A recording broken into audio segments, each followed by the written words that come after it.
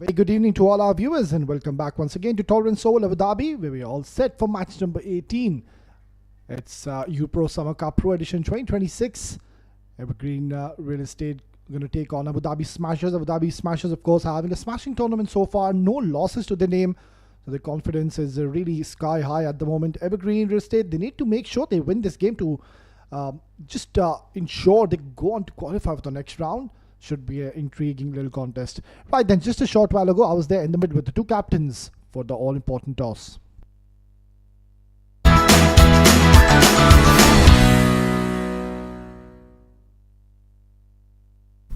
Well, it's toss time here for match number 18 of UPRO Summer Cup Pro Edition 2026. We're expecting to have another exciting game of cricket. Time now to introduce you to the men who matter in the middle. On my left is the captain Umar Arshad of Evergreen Real Estate. On his left is Kamran Atta, captain of Abu Dhabi Smashers. On his left is, of course, our esteemed master free Mr. Preetham. Umar, you got the coin. Please give it a spin. That is the coin. It is here. Good start to the day. Umar, winning the toss. What's the plan? We will bat first. How much do you think is going to be a good target you want to post? We will try to make 200 plus.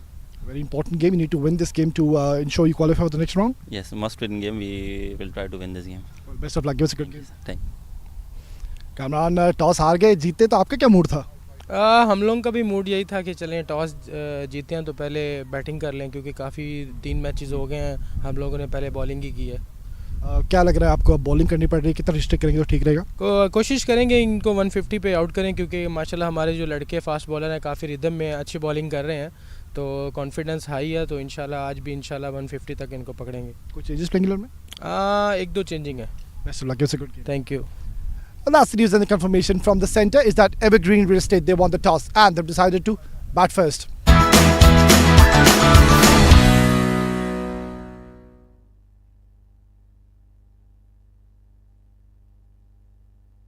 Well, it's a good toss to win for Evergreen Real Estate. Umar Arshad, he had no hesitations to be batting first on a batting friendly track. Let's have a quick rundown of the two playing 11s led by Umar Arshad.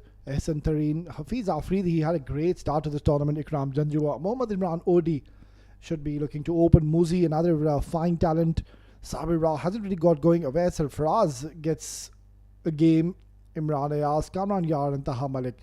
On the other end, we have the destructive Ghulam Murtaza on the top order alongside the captain leading from the front. Kamran Atta.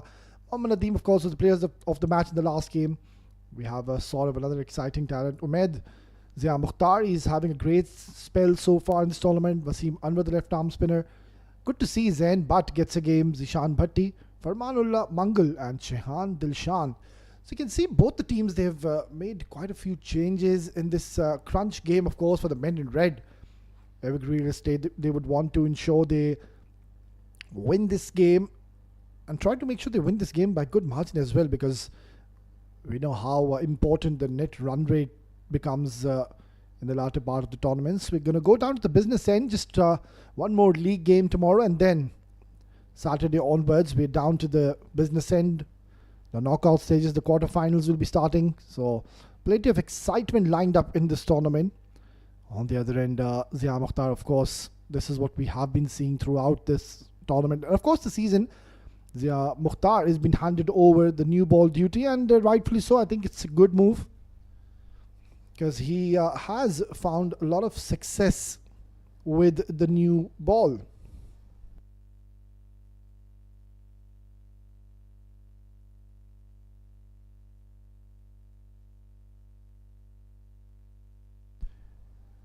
Right then, it's match number 18. Zia Mukhtar charging in for the very first time this evening. Starts off with a wide. And he's been very consistent, Zia Mukhtar. He's somebody who doesn't really bowl a lot of wides, doesn't really give you any freebies, makes each and every single ball count. And that's what you need from your fast bowlers. The first 6 overs, it makes such a vast difference between the two teams. It really lays the platform for either the batting team or the bowling team. Kamran Yar hasn't played a lot of games this tournament, but this is a great opportunity, and also it's a very important game, of course, for them. So a lot of responsibility on his shoulders. Asking the question right on the money now. This is what I really like about Zia Mukhtar. I mean, his lengths are so precise. He keeps on looking to bowl in the right areas.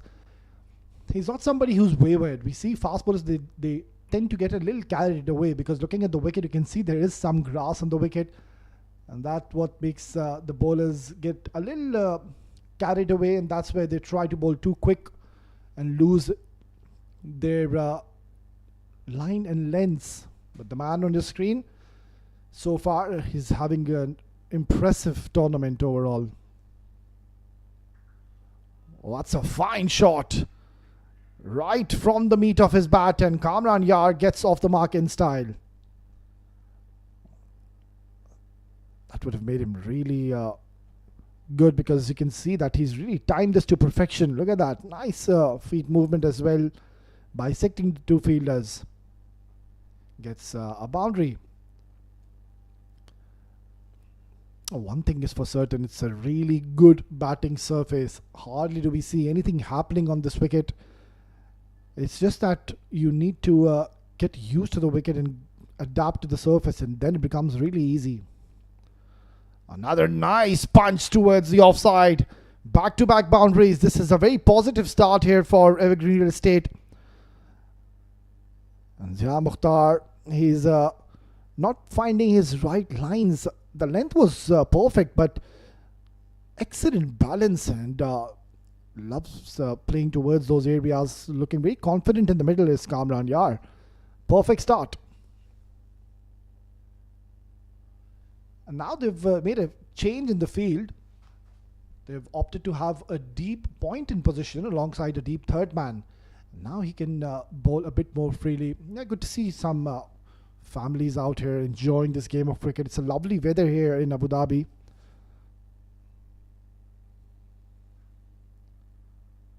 Beautifully done. Nicely disguised. You can see he's taken the pace off, and Kamran Yar, he knows it. Zia Mukhtar is a very clever operator, intelligent bowler. And more often than not, we have seen Zia Mukhtar picking up important early wickets for his team. And that is why he's in the side. He's somebody who is very economical. He's very tall. He's got a very nice high arm action as well. Very rhythmic, smooth run up and action. And uses his height as well to its full potential.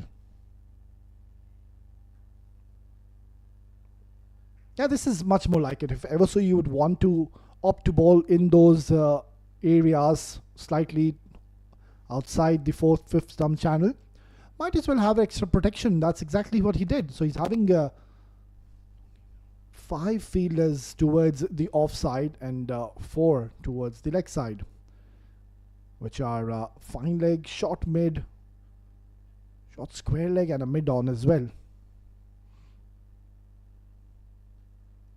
Good start here for Evergreen Real Estate. Couple of boundaries from the bat of Kamran Yar. Nicely played once again. There is protection down there, but he's such a smart cricketer, Kamran. He knew where the fielder is, but it's turned out to be an expensive over. 13 runs in the first over. It's 13 for no loss. Before have a look at this shot. Yeah, it did get big on him, but was always in control whilst playing the shot.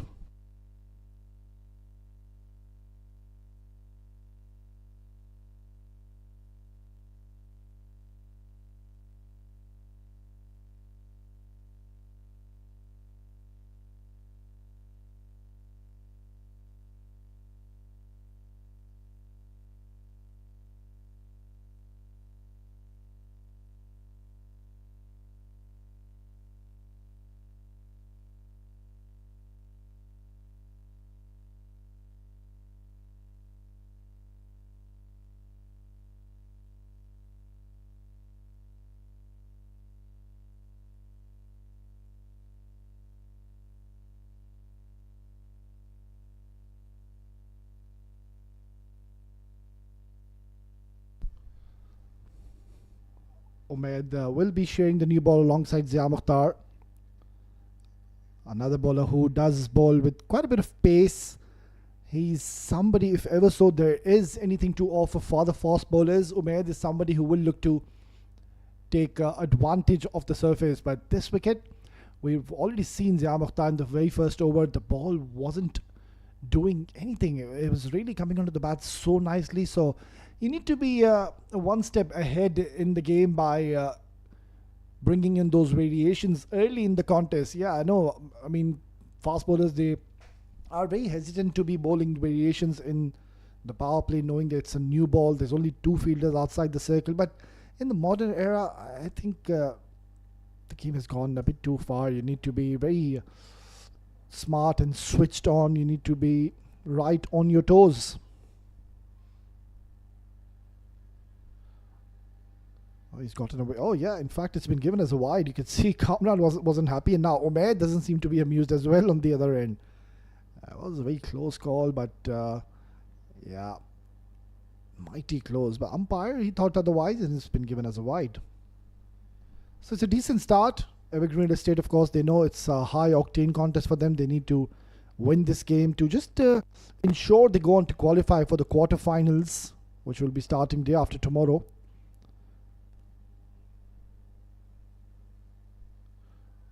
Lovely delivery. They're asking the question. Kamran Atta, he heard something. We can see. Yeah, he's a character. He's got a nice smile on his face. Cheeky, isn't he? On the other end, Umair, he is bowling with a bit of pace. He is quick through the air.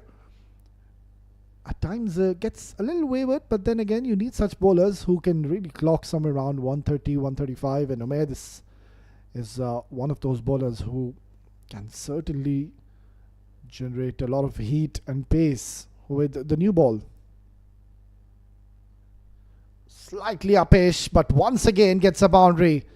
It's a terrific start for Kamran Yar, and I don't think so there was anything wrong with this delivery. It's just he's gotten into very good position.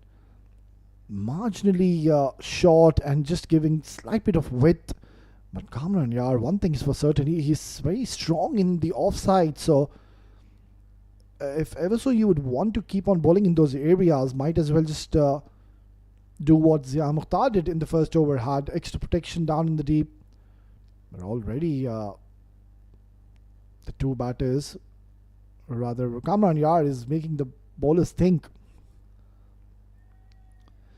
Quite surprising, he did not go on to play the last couple of games, Kamran Yar, but this is a good start and very positive approach. He's somebody who looks very elegant, technically very correct. By no means he's a power hitter. He's somebody who will just go out there and play the role of a second fiddle, just ensure he values his wicket.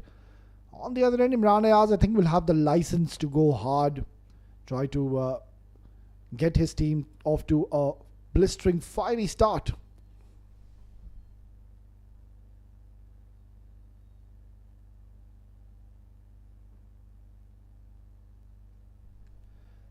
Yeah, nicely done, Imran Ayaz. So far, I think he's doing the right thing. The approach is the right one by just ensuring you stay out there in the middle. Because you know the damage and the bulk of the runs is being done from the other end by his partner, Kamran Yar, who's looking in ominous touch. So the job becomes a bit simple for Imran Ayaz. He can ensure he gives the majority of the strike to Kamran Yar, because that man is certainly middling and timing the ball since the time he's walked in the middle.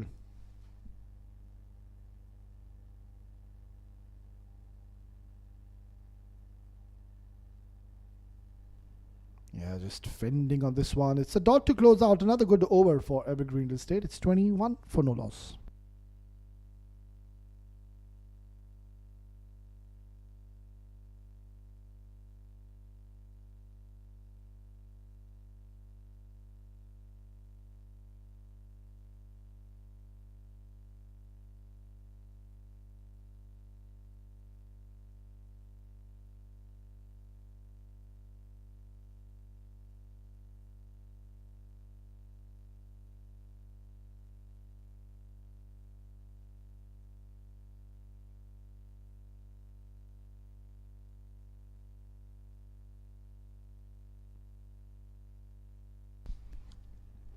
Was a bit expensive in the first over, Zia Mukhtar. Very unlike Zia. He's somebody who doesn't really give runs early on with the new ball. Yeah, it's a Beautiful delivery once again. And this is what you will expect. Zia Mukhtar, he's somebody who will really back himself by bowling slightly fuller onto the stumps. Usually you don't see fast bowlers. They're at times just having a negative approach by not bowling full. I mean, for me, I love fast bowlers when they try to target the stumps early on, because that's where you can really pick up wickets. And why do I say that? Because you do expect the ball to do something. It will deviate, it will move. You will get assistance early on from the wicket, off the air. So it's just that you need to have that positive mindset and approach, that you need to ensure you go fuller. Get those LBWs, balls into equations. Yeah, is somebody who does have the tendency to move the ball.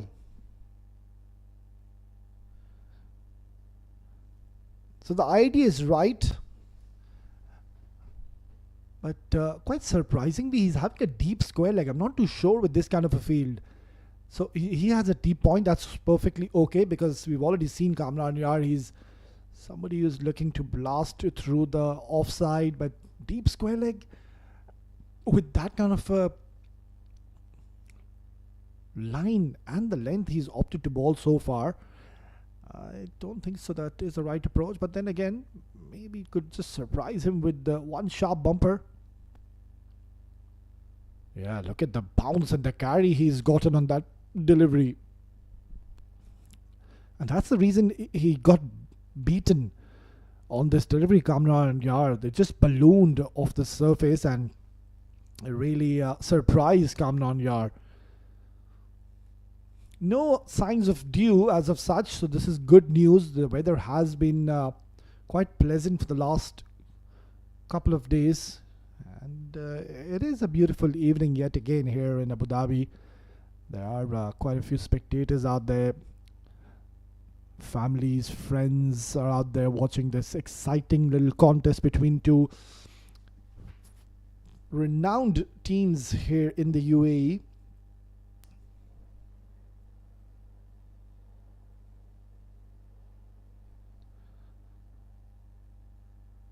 And of course, talking about the men in black, what a brilliant tournament they're having. They haven't gone on to lose a single game. All of them have been pretty much one-sided, but just that one game against 7 Districts, who can forget the heroics of Farooq Momin missing out. He's been rested in this game because they know that they have already qualified. So just trying and testing their bench strength in this contest. Even if they go on to lose this game, they still have qualified for the next round, which is the quarterfinals. So this team is pretty much riding high on confidence, led by Kamran Atta, one of the most confident captains I've come across in this tournament.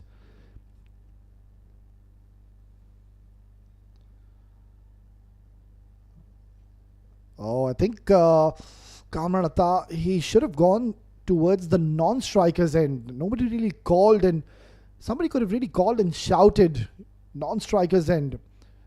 And I think he would have been in a bit of a trouble, Imran Ayaz. So yeah, talking about Kamran Atta, I think he's been a very inspirational leader. He's led his team extremely well. It's not only just this tournament, even in the past couple of seasons I have been witnessing him. He's been clinching a lot of trophies, a lot of championships. So here Abu Dhabi Smashers, of course, are having a smashing tournament so far. Once again, nicely punched towards the offside, and Kamran Yar, he's on a roll this evening. It was a quiet over until Kamran Yar once again has played an exquisite shot to get a boundary to close out the third over. It's 28 for no loss.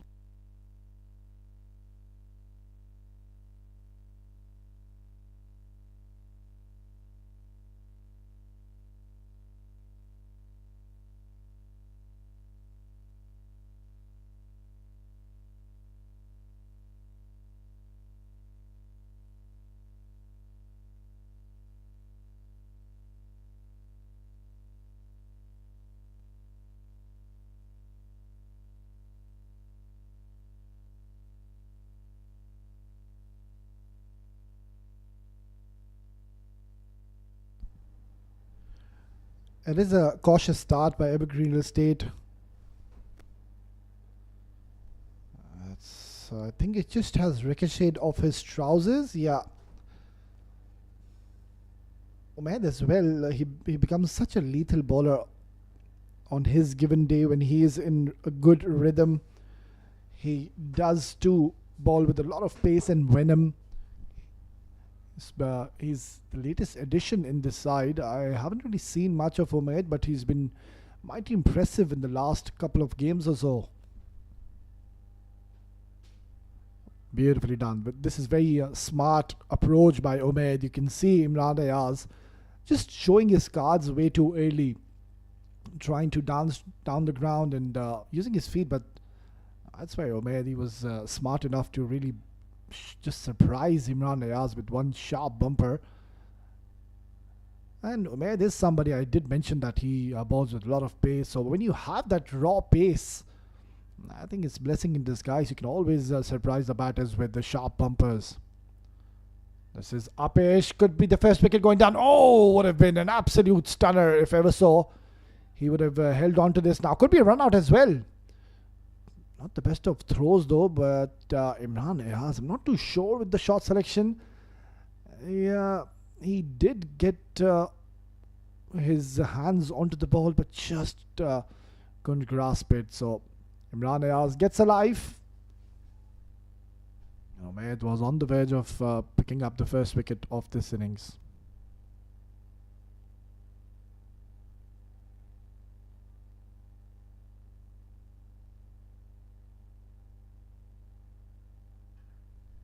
Strikes it hard, and I think he's timed this, but oh, that's not the best of efforts. Really should have been stopped.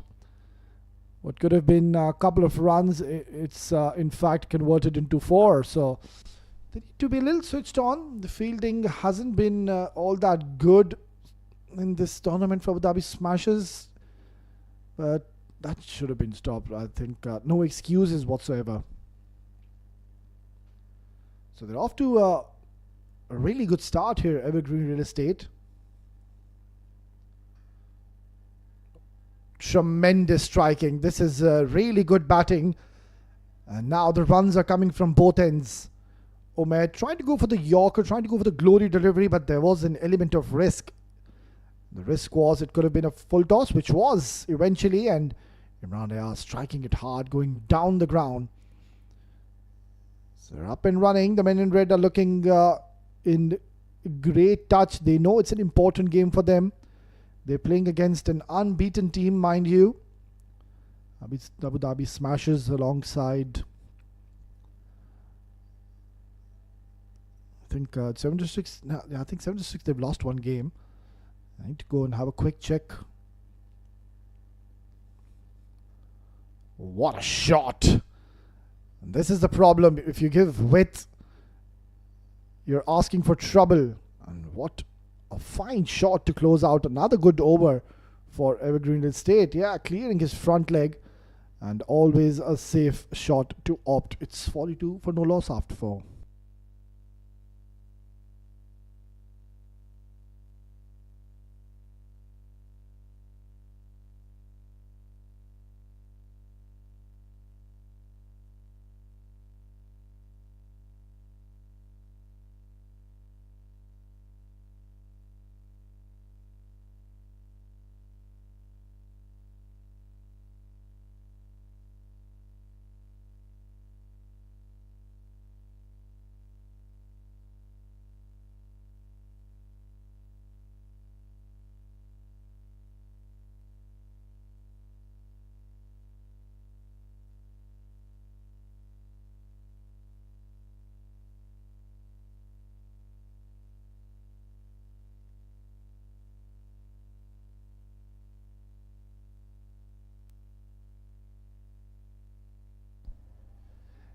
Yeah, the captain had to do something different because pace wasn't working in his favor.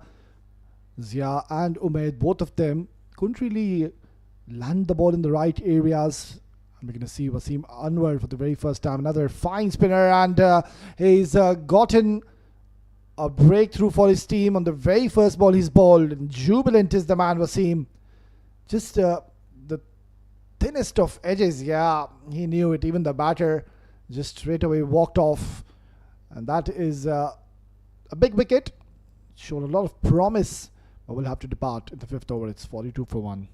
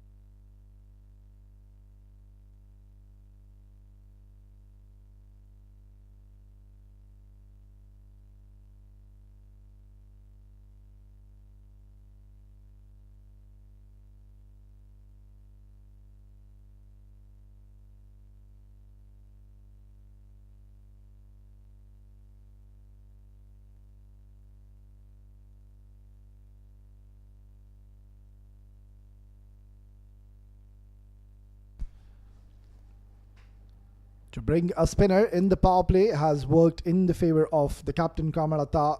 That's why I just keep on mentioning he's such a smart cricketer, a very thinking captain, and makes some bold and brave calls.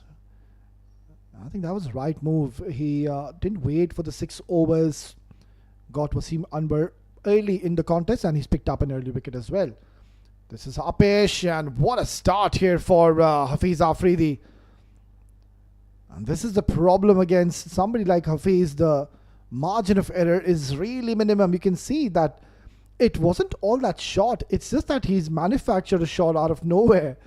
I mean, if ever so anybody else would have been batting on that kind of a delivery, you'll see them nudging the ball, maybe defensing it, trying to take a single. But Hafiz, he's a powerful striker.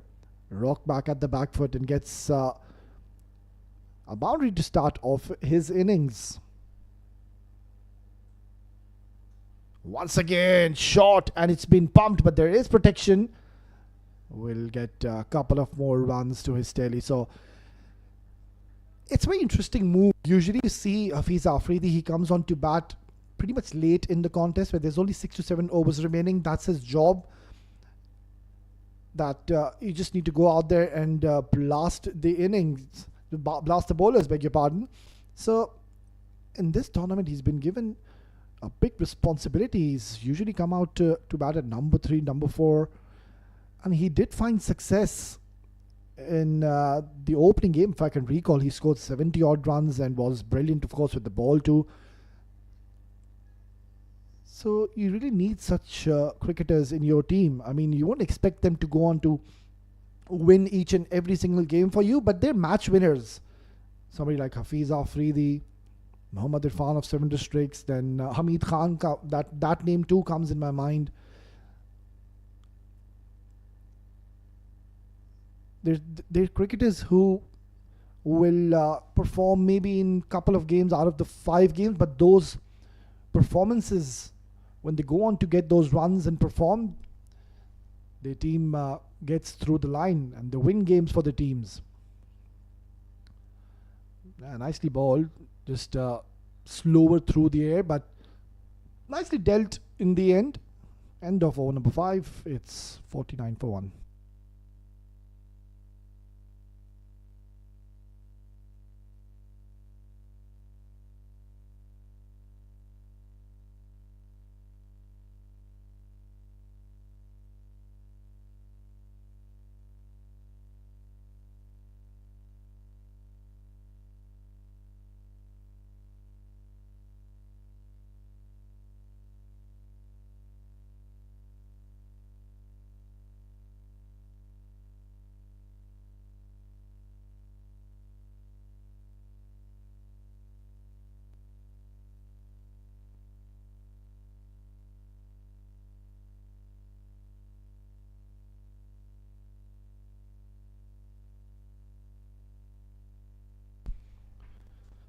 Interesting. Another spinner being introduced now. Nadeem was the player of the match in the last game. He's having a fantastic tournament so far, of course, with the ball, with the bat, but I think I've jinxed it this time. Doesn't start off well. It's been given as 4 buys.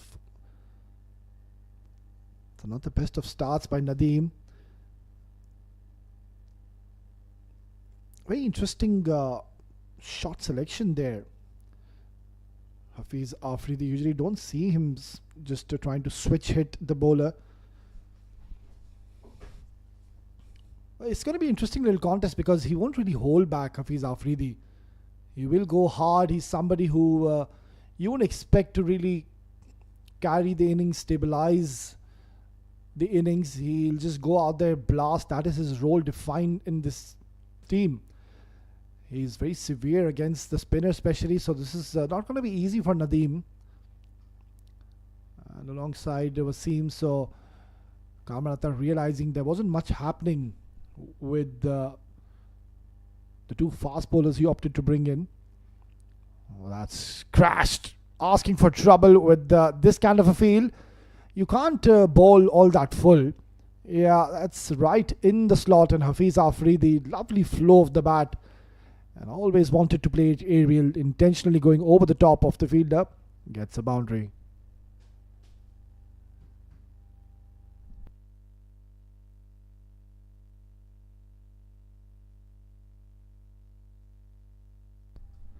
Another big shot. Oh, he's put it down. That really should have been taken, and you can see Nadeem, he's not a happy man. Because at this level, you do expect to take these easy chances.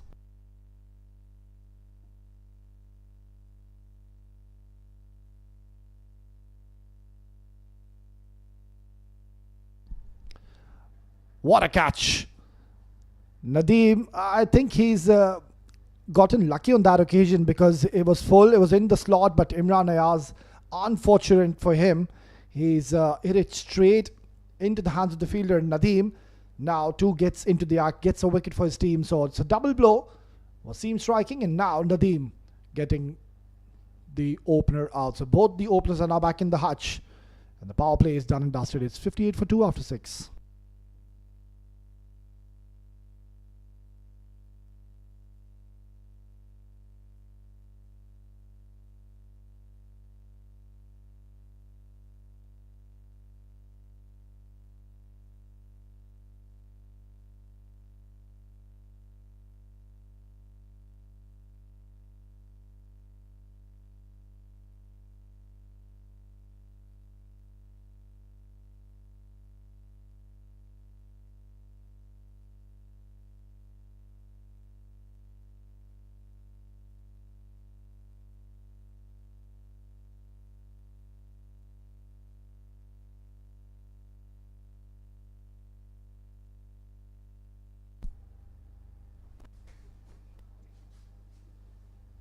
Well, it has been an intriguing power play is what we have witnessed. The 2 openers did start off well, showed a lot of promise in the middle, but just when they had to put the pedal on the accelerator, they've literally thrown away the wicket, and all thanks to these 2 left-arm spinners. Wasim striking early, and Nadeem bowling a lovely over. Of course, he was pumped for a boundary, but then again, he's somebody who brings in all that experience into play. And of course, it's his home ground. He's played a lot of cricket here in the Torrance Oval. But this is going to be an exciting passage of play because I can promise you, Hafiz Afridi, he's not going to hold back. He's not somebody you would expect to just go out there and look to play those singles and doubles. He'll go all out against the spinners. And I think it's going to be a very tough little challenge for the spinner, especially because we've seen that there's nothing much happening from this wicket. It's a really good wicket to bat on. There's hardly any assistance, any purchase, any turn on offer. So as a bowler, you need to be one step ahead in the game, and you need to be really switched on. So it's going to be a test for the 2 spinners. Yeah, perfect. That's the right channel you would want to bowl as a left-arm spinner.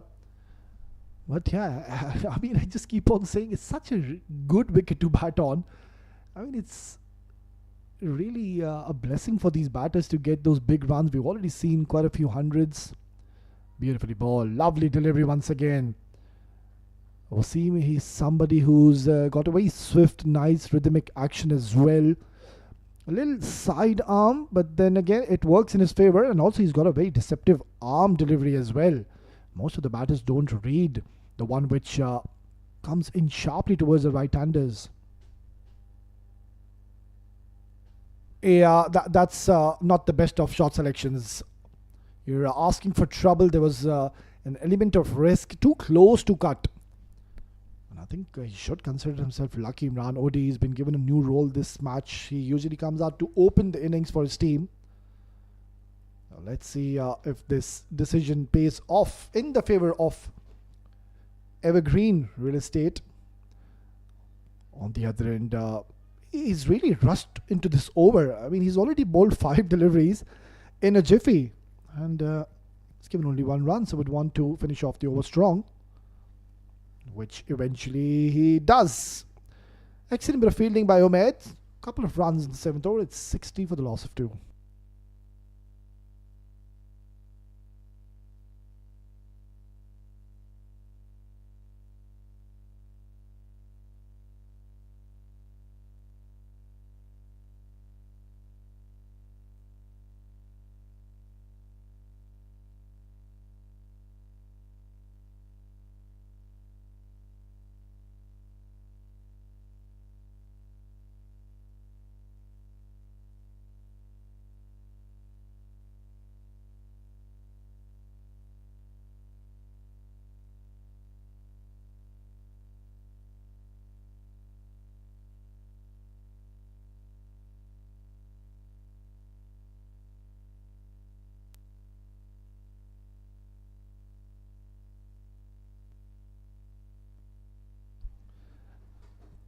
So the 2 spinners bowling in tandem. Another wicket goes down. This is not what the doctor ordered, and it's Nadeem. It's a double blow. He strikes yet again. And this is a big wicket going down because so much was expected from Imran Odi. So demoting him in this crunch game hasn't really worked in their favor. And Nadeem gets another wicket to his name. It's not looking good for Evergreen Real Estate. It's 60 for 3.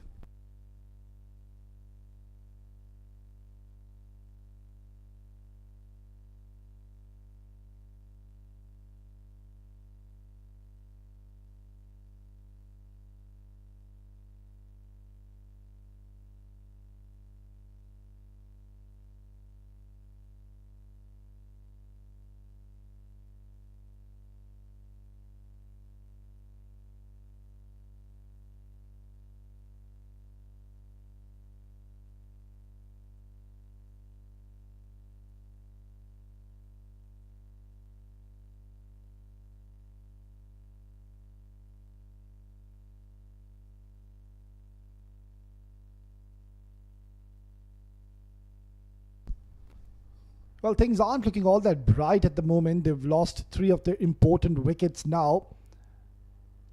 Ikram Janju, another talented left-handed stylish batter, makes his way in the middle. He's got a big role.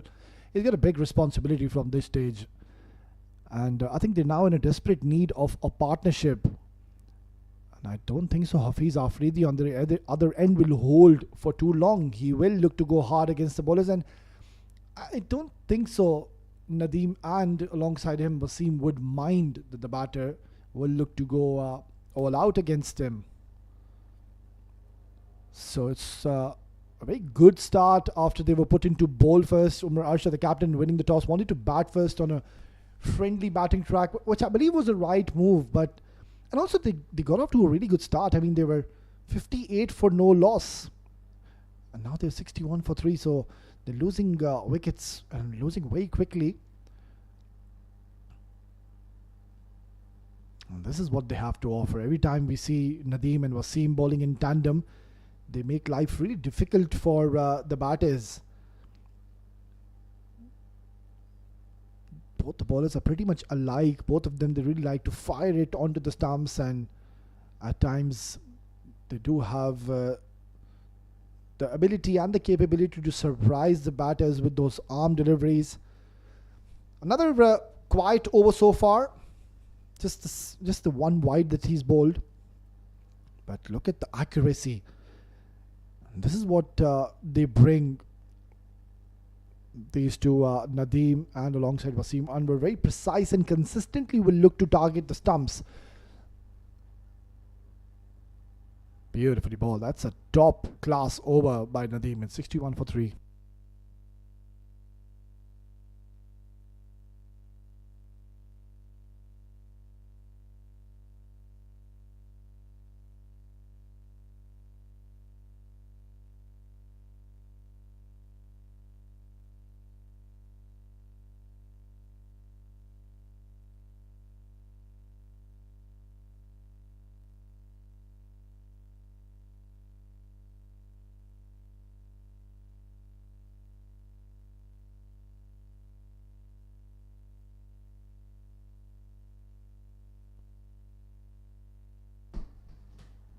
Well, this is going to be a very interesting battle.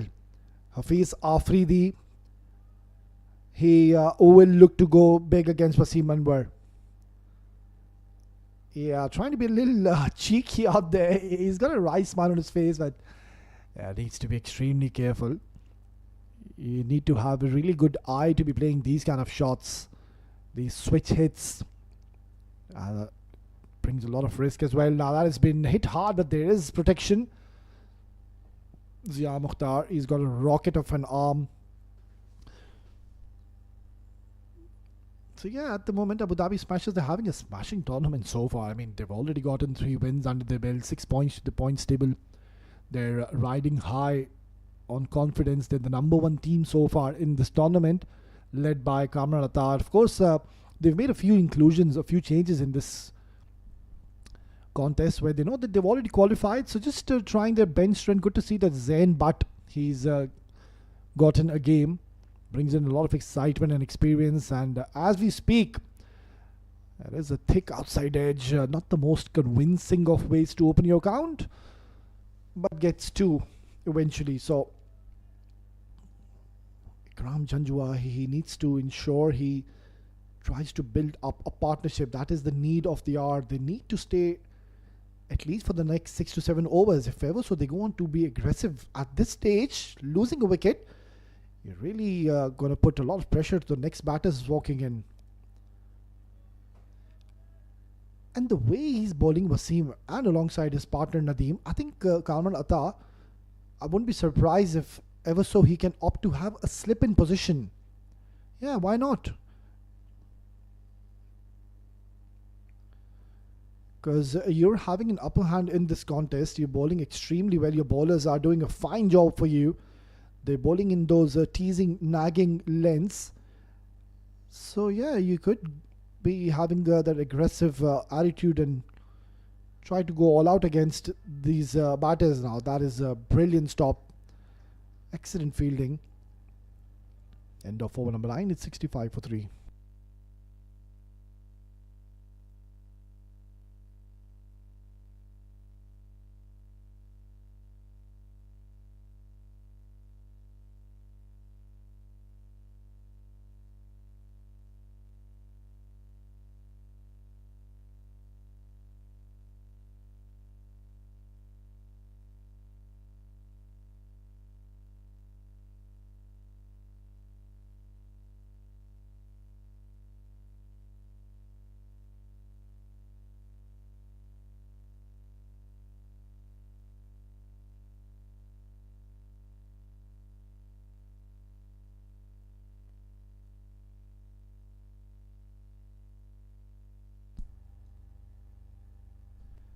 Change in the bowling. Farman Ullah Mangal gets a game this tournament. I haven't really seen much of this young lad, but let's see what he has to offer. Right arm wrist spinner will enjoy this outing because there's no pressure on him whatsoever. He's been introduced at a stage and wow, that's a good delivery. I mean, he's bowled his first ball and he started off with a googly and that ball really did spin. That's something which we really haven't seen the bowlers, especially the spinners, get. There's hardly any turn or assistance. But also, I would like to add that the bowlers, they've been bowling way too quick. Now that's high up in the air. It could be another wicket. It is. So what a start for Farman and Kamran Attar. Whatever decisions he's been taking, it's worked in his favor. That was a nothing shot, really. So much was expected from Ikram Janjua, and he's thrown away his wicket way too early. It's 65 for 4.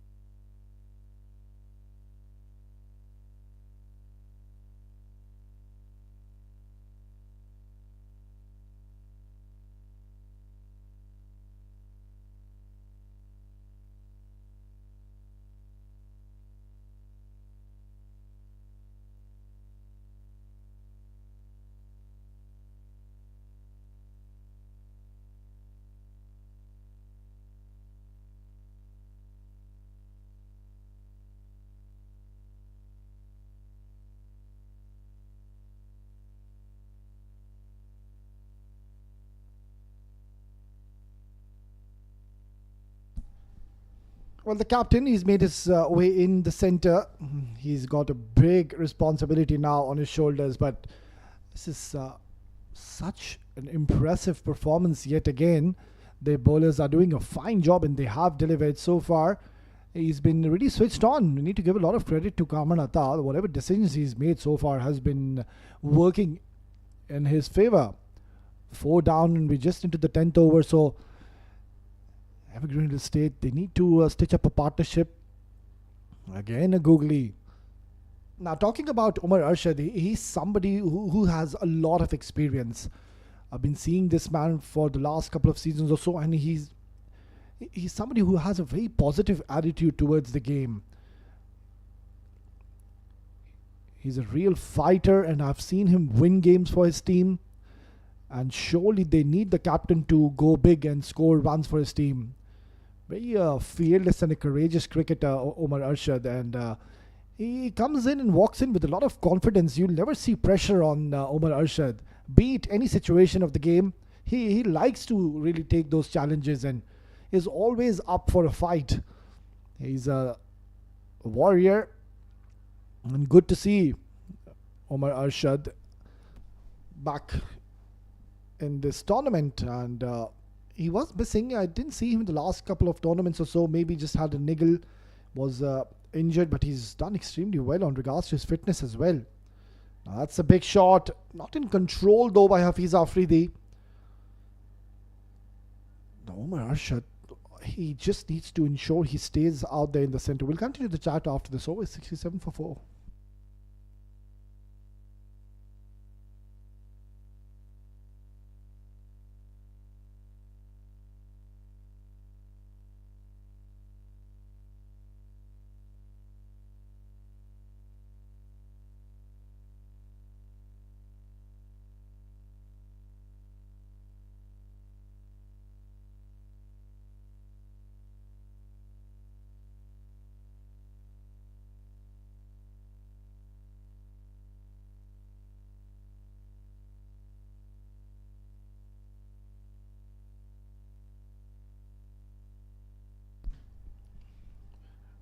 Spinners are making life really tough for the batters. Now that's a big shot. Could be another wicket though.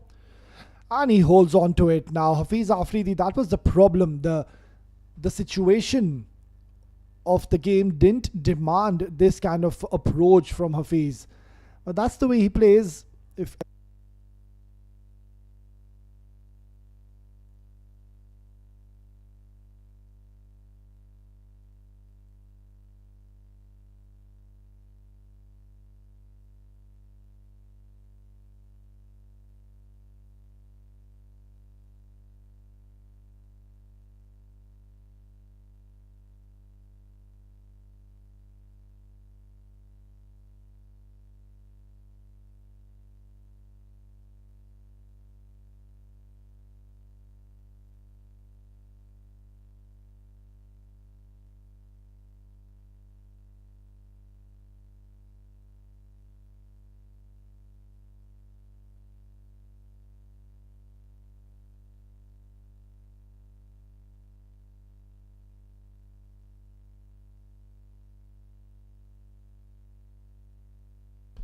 well, half the side is now back into the Hatch and we're just into the 11th over.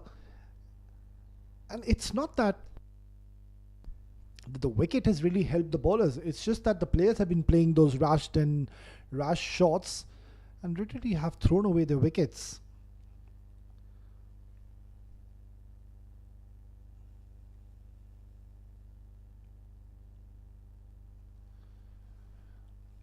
That's going to be a wide. Now, we need to take a moment to really salute to Mr.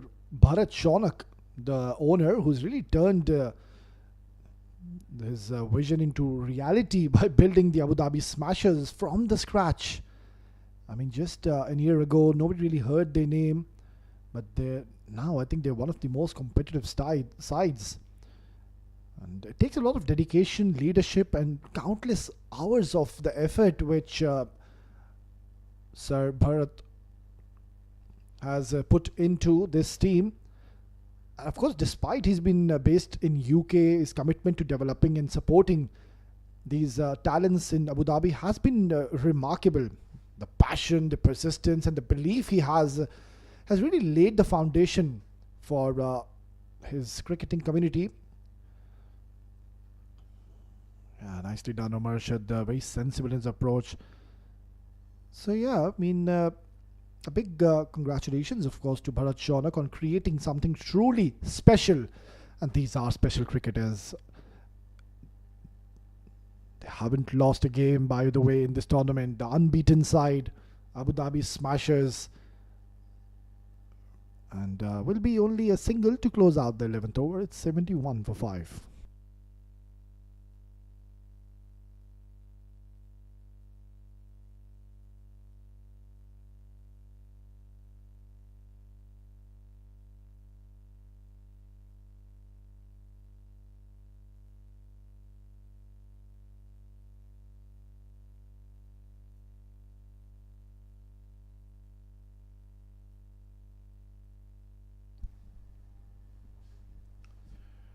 Farman will continue bowled. Lovely first over, already a wicket to his name.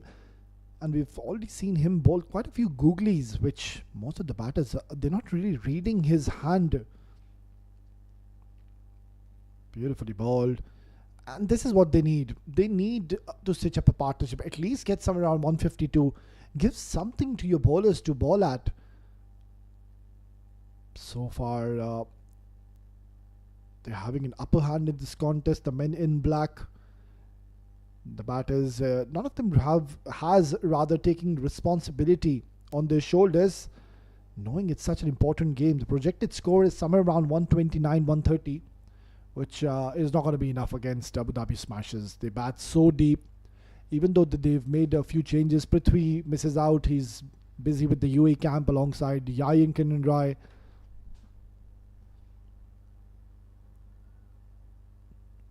So quite a few players have gotten a chance to play this last league game for Abu Dhabi Smashers. As I did mention, they've gone on to win the last 3 games. And even in this game, this is a really good start so far for them.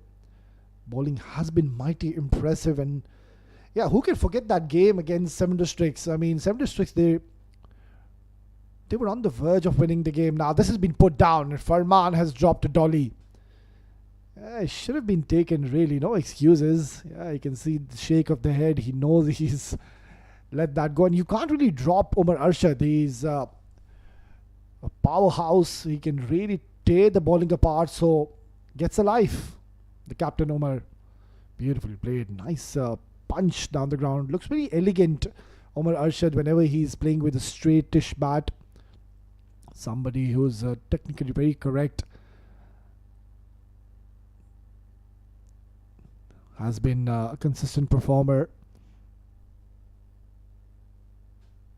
Tossed up. Should be a wide. Yeah, you can see behind the stumps the captain Kamalata just indicating and signaling to Farman Ullah to slow down. Give some air. Ball those flighted deliveries to Talha. And this is very smart. He would want the batters to go after you. Excellent over yet again. No boundaries conceded. It's 76 for 5.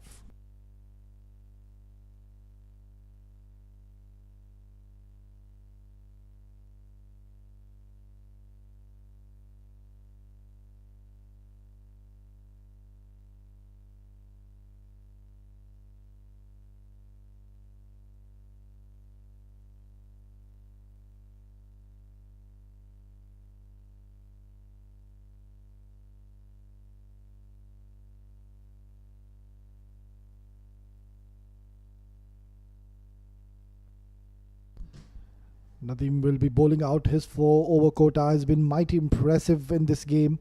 Hardly have we seen him giving any kind of looseness to these batters. Consistently bowling in those perfect line and lengths. Somebody who really enjoys his game. Nadeem, he too, of course, is a veteran. He's been around the domestic circuit for quite a few years. And he is somebody who's played a lot of cricket in this part of the region in Abu Dhabi. Yeah, most of the cricketers in this team are based in Abu Dhabi. Zain Butt, Nadeem, Ghulam Murtaza, Kamran Atta. This is picked up. Could be another wicket. Oh, he's put it down.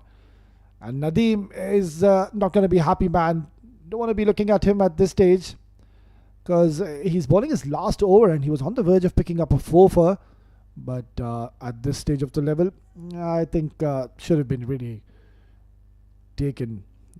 Lucky escape for Talha Malik. So all the batters, they're just coming out and trying to play the big shots. It hasn't really worked in their favour. Again, now this is aerial. Could be a chance. He's living dangerously, Talha. But the intentions are clear. Omar Arshad on the other end, the captain, he's out there in the centre with him. How does he go about from this stage? Yeah, very sensible approach. He knows there's still a lot of overs to go. Have a realistic total from here onwards. Maybe try to get somewhere around 145, 150. It's possible if ever so. Omar Arshad stays right till the end because he's got those long levers. He can really strike the ball big. Nadeem, he's done for the evening and fabulous figures. 20 runs in 4 overs and has picked up 3 important wickets for his team. It's 87 for 5.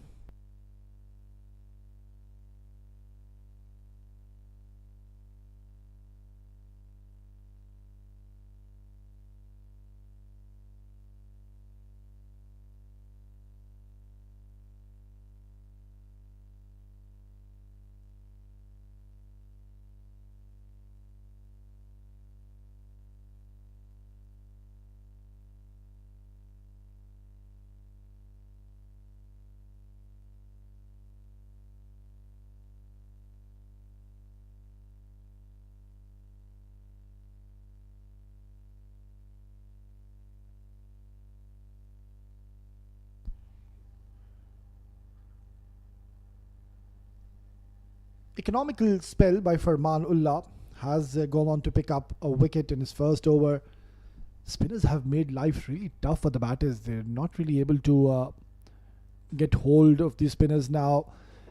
Every time he looks to bowl the googly, the problem has been the line from where he starts off. If ever so, he can adjust his line and try to start off from the 5th or the 4th stump channel. That's where the ball will end up between the middle and the leg stump. But what's been happening that he's been giving a lot of time and room to the batters to just nudge him around. Yeah, again, it's too short, and also you can see the line So maybe Kamran Atta can have a quick word with Farman. You did see him asking him to slow down. He was bowling way too quick, but then again he's gone on to his routine. He's bowling a bit too quick. Yeah, that's better. That's a very good line. And from there, if he can just turn the ball both ways, I think this man will be picking up a lot of wickets in this tournament. Become a dangerous bowler and will be very unpredictable. Yeah, there you go. Perfect. Excellent delivery. The moment he's adjusted his line ever so slightly, he was on the verge of picking up a wicket. Surprisingly, Kamranatha hasn't opted to have a slip in position, which I think he could. Yeah, and now he's gone for the googly, so he's finally found his right channels. And the moment he's adjusted his line, you can see that he's made life tough for the batter, and eventually he's gone on to pick up a wicket as well. Excellent over by Farman. It's 88 for 6.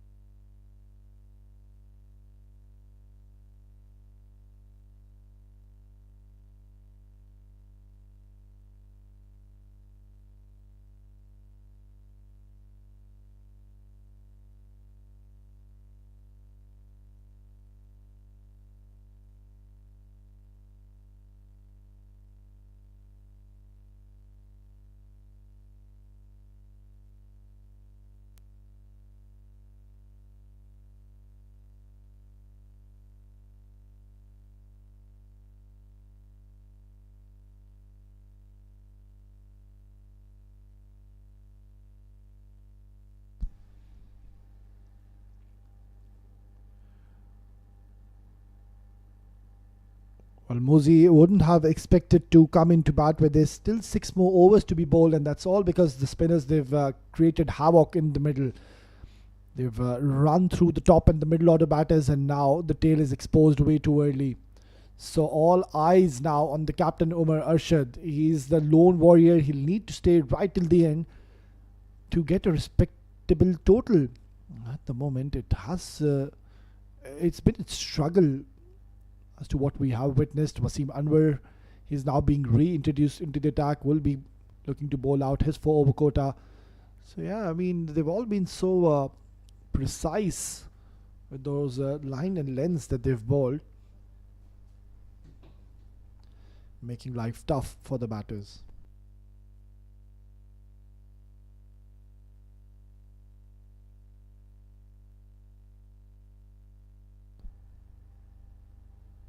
Tossed up and he's knocked him over.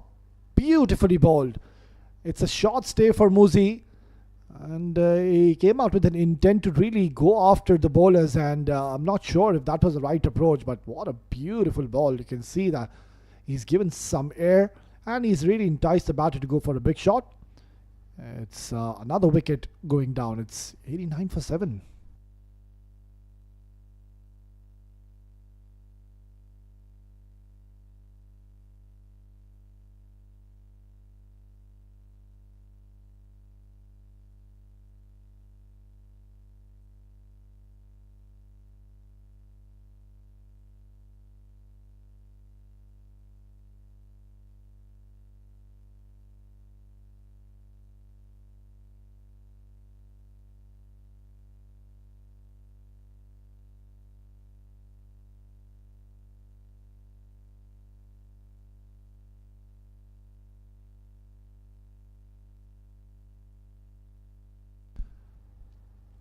It's not looking good for the men in red. This was an important game, and what's now going to happen if ever so?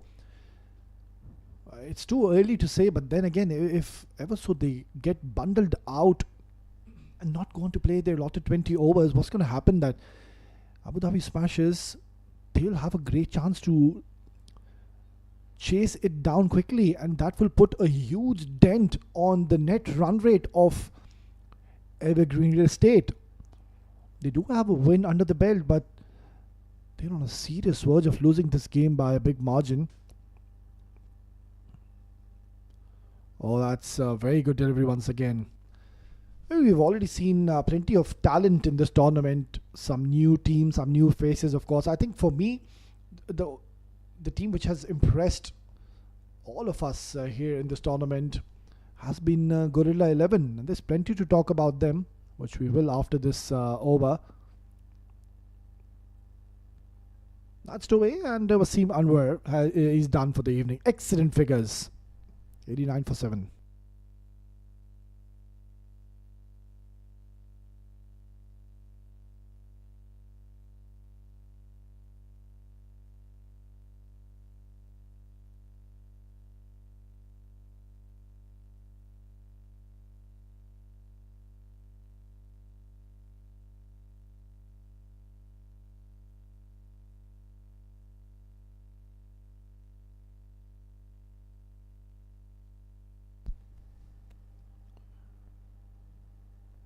Another bowler who's been economical. Well, that's a beautiful shot. Finding the gap, and they will get a boundary eventually. The boundaries did dry up, but Omar Arshad playing a lovely stroke, always in control, gets a boundary. So it's a good start to this over. Yeah, I was talking about the youngsters of Gorilla 11. I think Aditya Shetty, that's one name which comes to our mind. He's been so consistent with his run scoring. He's, I think, maybe in the top 5 batters in this tournament. Of course, who's gotten a century to his name. Then, who can forget Yahya Ali? Call him the local Andre Russell. He's a dynamite, isn't he? Who can forget his innings where he took the game away from Dubai Royals, one of the strongest contenders to lift this trophy. And those youngsters, I mean, the way they fought, excellent scenes out there in the end. Yahya Ali taking them over the line, and they went on to win the game. And of course, their backbone, Sher Azam, the captain, he's been mighty impressive with his leadership skills and the qualities he's shown so far. Making some brilliant decisions at the right times of the game. Reads the game very well. That's up in the air, but safe in the end. So yeah, and also he's been mighty impressive with the ball. A new ball specialist is Sher Azam. So I think Diana Battery Gorilla 11, for me, they've been by far one of the most impressive teams in this tournament. They've come out with an intent to win, and what a game we witnessed when they played against Kelvin Cricket Club. They were on the verge of winning the game until the last 5 overs of the match. It was Gorilla 11 winning the game, but once they got the wicket of Aditya Shetty, yeah, that's where Kelvin Cricket Club, they believed that they have a great chance to win, and eventually it was Kelvin Cricket Club winning the game. It's 96 for 7 after 16.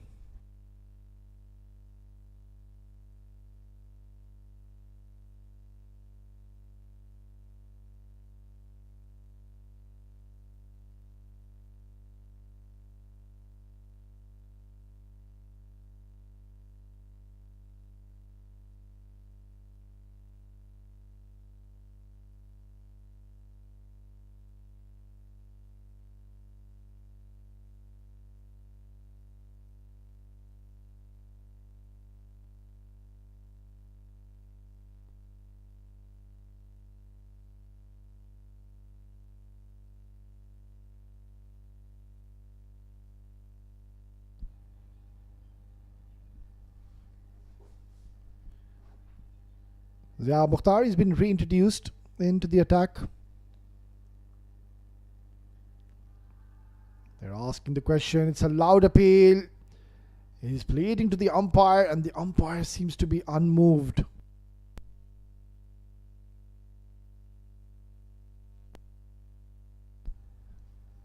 It's going to be very interesting replay. I think it was a close call. But excellent start right onto the stumps.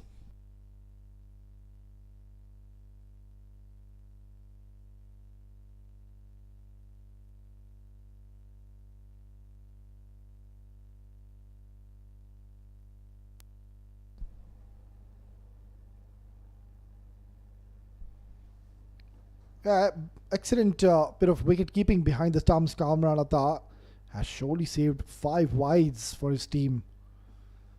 So yeah, the only hope now in the middle is Omar Arshad. If he can take his team to somewhere around 135, 140, they do have a good bowling lineup. So at least they should put up a fight, not really give away this game early. If ever so you're an Evergreen Real Estate fan, it's not the score you would want to see on the scoreboard. Omar Arshad is dealing in singles at the moment. Oh, in fact, this is going to be a run out. Surely. Oh, what have you done, Zia Mukhtar? All you had to do is just collect it cleanly, and the batter wasn't even in the frame. And this would have been another wicket going down, but lucky escape. Not too sure what was going on there. There was never a two. I mean, it's comedy of errors.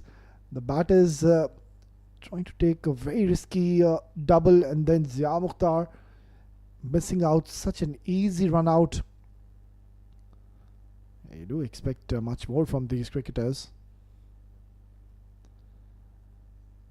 Another chance, and again this would have been a run out. What's going on? I think both the batters should just communicate with each other, because surely that would have been out. He wasn't in the frame. Zia Mukhtar, all he has to do is just try to bowl straighter and nail in those Yorkers.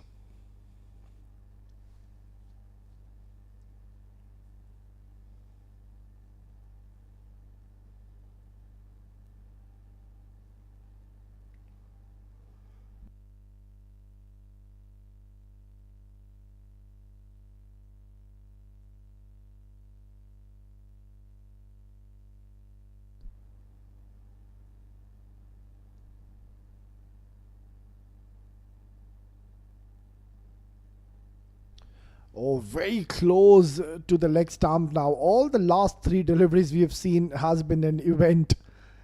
There is a wry smile on the face of the captain Kamalatta, because he knew that was mighty close towards the leg stump, but lucky escape. They're living dangerously, both these batters, Ehsan and Omar Arshad. Good to see that the captain, he's gotten off to a good start, 17 and 18.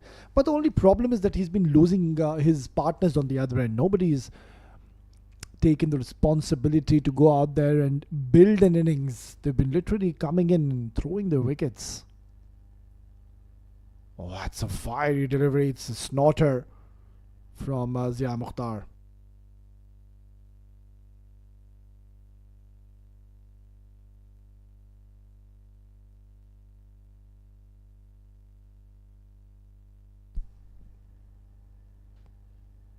So far, decent over by Zia Mukhtar. 100 comes up, but it's come in pretty late in this innings.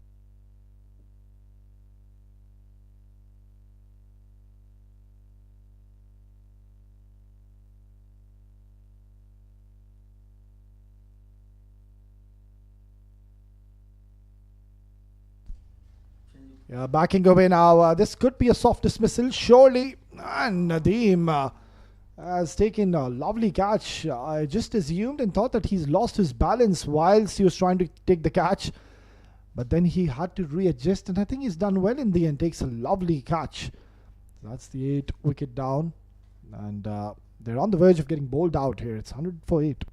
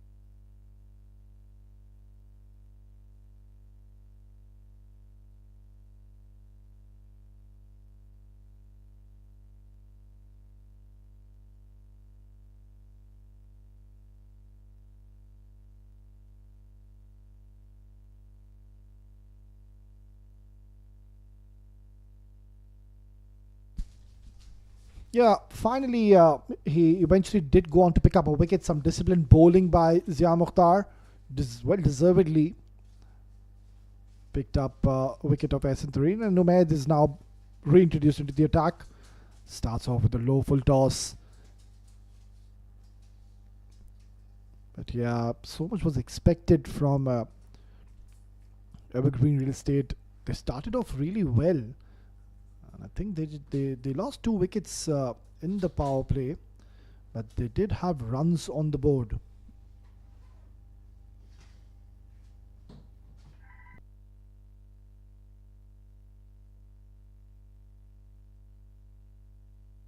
Beautifully ball, well disguised. Excellent variation by Umaid. Completely deceiving and beating Umar Arshad. It's been given as a bye. So how many can they get from here onwards? Sabir Rao is not pretty much known for his batting abilities. Of course, we will see him come out to bowl. It's a fine left arm pacer. But the problem is that their batting hasn't clicked on the given day. It was an important game for them, mind you. Nicely ball will be a dot. So now their objective has to be to go out and play all these 20 overs. And I think Sabir Rao can ensure he is sensible in his approach and ensures he gives the majority of the strike to Umar Arshad, who's now well settled. He's played 20 deliveries. He's assessed the conditions, adapted to the surface.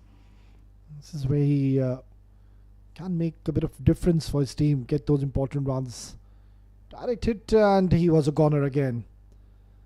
Yeah, the running between the wickets has not been impressive at all. We've seen quite a few chances being missed.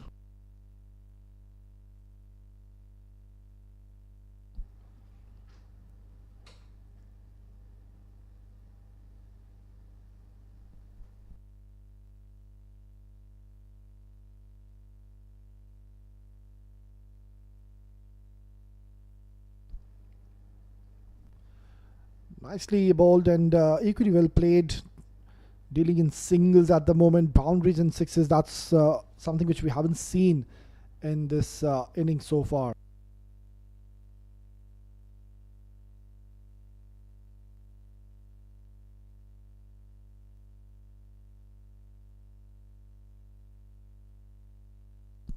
And a very good tight over by Umaid. Hasn't picked up a wicket, but he has a great chance to pick up these last 2 wickets for his team. It's a dot to close out the 18th over. It's 103 for 8.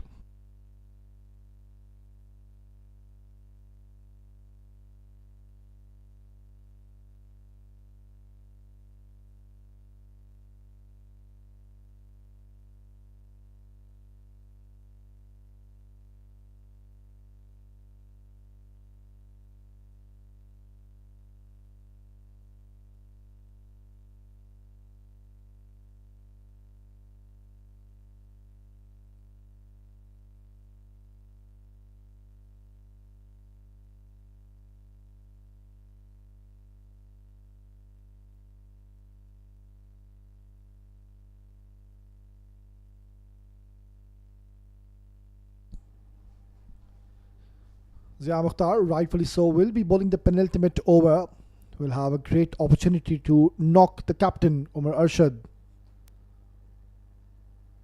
Gets only a single, which is not going to be a problem for Abu Dhabi Smashers. I think Zain, but we might see him come up the order and we might see him come out to open the innings. Another very destructive batter. It's a treat to watch every time he gets going. He's somebody who will fancy his chances against the fast bowlers. He's a real threat to any kind of bowling lineup on his given day. I've seen Zain Butt really tearing apart the bowling. On his day, he's a dangerous customer. And good to see him back in the side. He missed out in the last couple of games, if I can recall. Of course, was the hero as well alongside Farooq Momin. Who can forget that boundary he smashed? Oh, beautifully done. depth touch here by Sabir. I think they needed 24 runs in the last 7 deliveries, and Zain Butt smashed the boundary in the penultimate over in the last delivery, and then 20 was required, and they went on to score those 20 runs. In fact, they lost a wicket of Ghulam Murtaza on the very first ball of Wahab Hassan. So they needed 20 in 5, and guess what? They somehow managed to chase those 20 runs in the last 5 deliveries, and that was all thanks to Farooq Momand. Yeah, who can forget that innings? Incredible all-rounder. He took his team over the line. Match was pretty much done and dusted. And as we speak, Omar Arshad has played a lovely shot towards the offside. They'll get a couple of more runs to their tally. So yeah, this is one team to watch out for. Of course, tomorrow we're heading into a double header. 7 districts will take on SCS Soft. It's an important game for both the teams, and then it's the clash of the 2 heavyweights, and that is one match I think everybody's been waiting for. It's come a bit late, but it's going to happen tomorrow here at 9 p.m. It's the 2 giants, the 2 heavyweights, the Dubai Royals will take on GHK Properties. That is going to be one heck of a contest. To one of the most renowned sides we have in our domestic circuit, with full of stars. On the other end, we have Mohit Kalyan, Sagar, Rohan Mustafa, Humaj Gondal, Umair Ali Khan. They'll keep on coming at you. And on the other end, Dubai Royals. Oh my word. You've got Wasim Akram. You've got Zishan Nasir, the speedster. Lukman Faisal. What a tremendous game are we expecting. So it's a Super Friday tomorrow. Back-to-back games are coming your way. It's going to be action-packed day of cricket. It's going to be excessive heat tomorrow. Of course, it's an early start. We're going to have our first game at 5 p.m. local time. First ball will be delivered. And then the next game will be at 9 p.m. Can catch all the action on YouTube channel. UPRO Summer Cup Pro Edition 2026 has already brought us a lot of excitement and entertainment. We've seen quite a few thrillers in this tournament. Zia to ball his last ball of this innings. Nice little push. Now again, this could be run out. And Kamran Atta, he should have been onto the stumps. 108 for 8 after 19.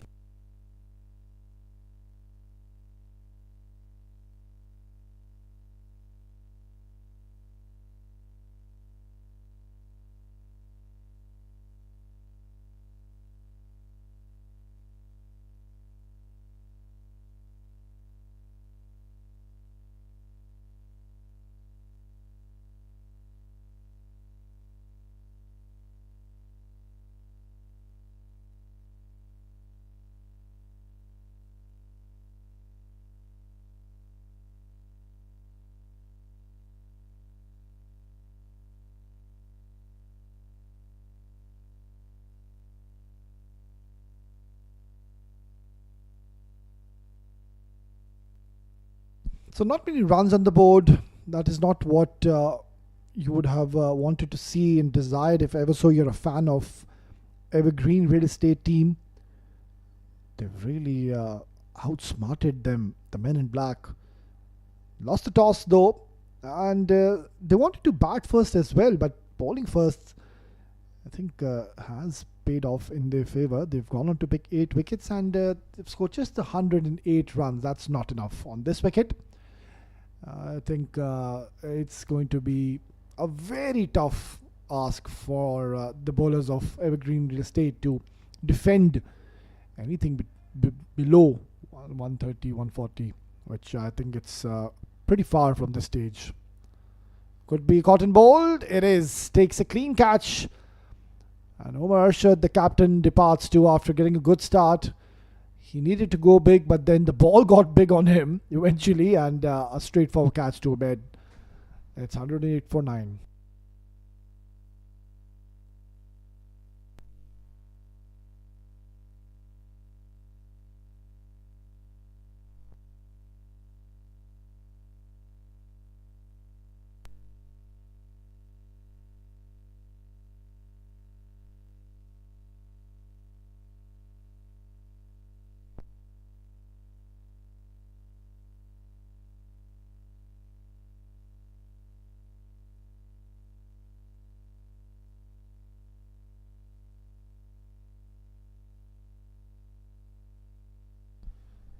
New batter walks in. His job is now to just ensure he goes on to play all these last 5 deliveries. This will really hurt their net run rate as well. Evergreen Real Estate, they need to be mindful. They don't go on to lose this game first, of course, and then lose this game by a big margin. Abu Dhabi Smashers, we know they've got destructive openers. We might see Zain Butt come up the order, and he is somebody who can really make life difficult for any bowlers on this track. Sharp bumper away Sarfaraz, known for his bowling abilities. Now he's walked in the middle. Yeah, you can see he's got a wry smile on his face. He's somebody who enjoys his cricket, known as Ballu. That's what they call him. That's his nickname. Mr. Ballu is he's got a big job in his hands in the second innings. And Ubaid, all he has to do is just bowl onto the stumps. Rather, he's bowling it way too away from the range of Awais Sarfaraz. Yeah, I mean, you do expect him to beat every time he bowls him, but you're not going to get wicket. So, when you're bowling to a number 11 batter, why opt to bowl in those good length areas? You just need to keep things simple. Just bowl it onto the line of the stumps. That's it. Yeah, that's a better approach. He wanted to go full, but the line again was on towards the leg side. So a very impressive bowling performance yet again for Abu Dhabi Smashers. 3 wins onto their name. They're playing their last league game, and then of course we will be heading into the business end of the tournament. Just the last couple of league games will happen tomorrow here in Tolerance Oval, and then from Saturday onwards, we're going to be having the quarterfinals. Nicely bowled. Excellent delivery. Another dot. So yeah, plenty of excitement lined up in this tournament. All the teams have been mighty impressive. I did mention and speak about the players of Gorilla 11. And also Kelvin Cricket Club. They've got some excellent exciting cricketers too. Captain has been the most impressive, Mitchell Van Wyk. I mean, just got a little unlucky as well on a few occasions, but he's been an inspirational leader, has been Mitch Van Wyk. A dot to close out this innings, and of course it will be the men in black who will be walking back to the dugout happier compared to the men in red who have been really outsmarted in this innings. 108 is what they've put in the lot of 20 overs, which is surely not going to be enough on this wicket. Yeah, that's how the innings have panned out. You can see that it was a good start by the 2 openers. Hafiz Afridi, surprising, he was sent up the order but just couldn't get going. Omar Arshad alongside Kamran Yar with the 2 top scorers for their team. Very impressive bowling performance. Just 5 specialist bowlers have been utilized. Zia Mukhtar bowled extremely well. And then, of course, Nadeem, Wasim. And in the end, I think they've done a fine job. So, 109 is what they need in the second innings. And we're just going to dive into a short little break. Once we're back, we'll be all set for a fascinating run chase. Stay tuned.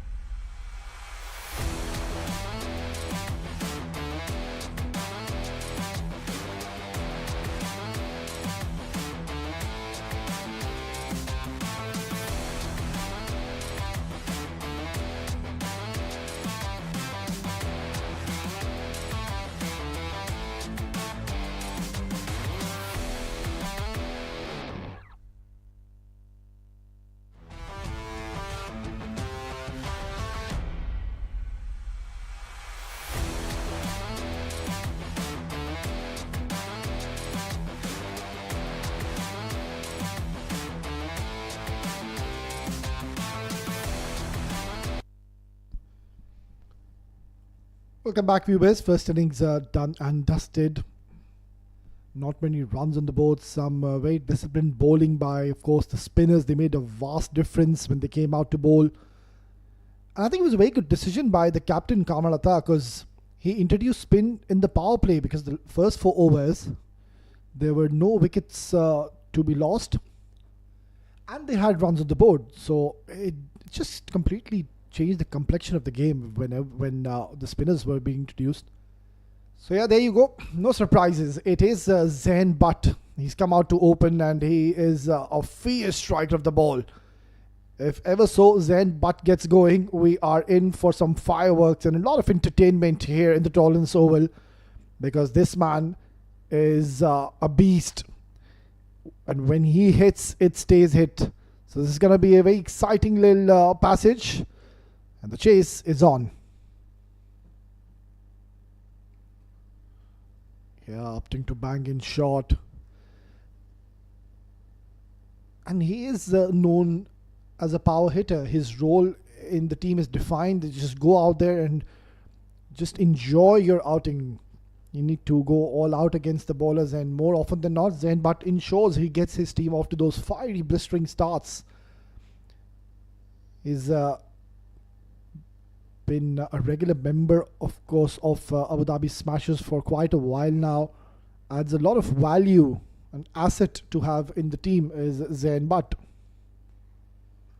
And there you go. I was just talking about the power, and he's muscled this for a huge maximum. This is such an entertaining passage we're going to witness, because when he goes going, it's a treat to watch. And Asantharin needs to be very careful and mindful. You bowl short to Zain Butt, forget about it. He's going to smash you all day long. So already a 6 to his name.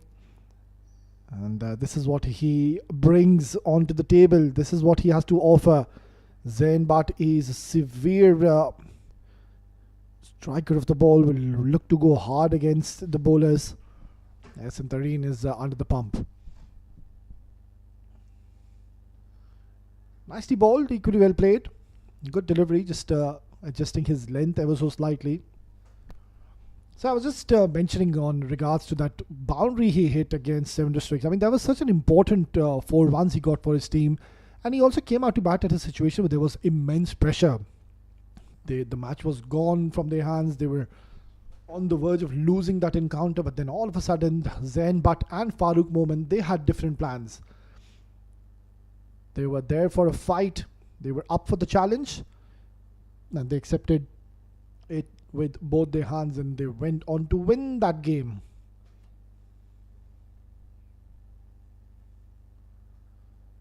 Nicely played once again.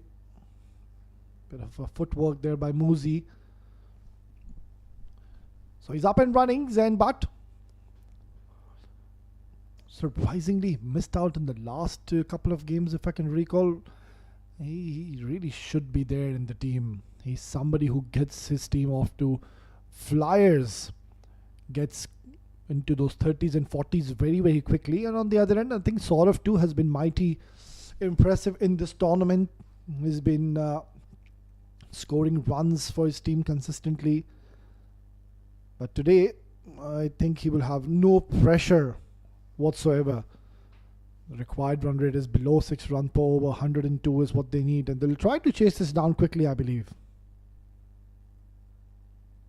Yeah, sharp delivery and beaten by pace.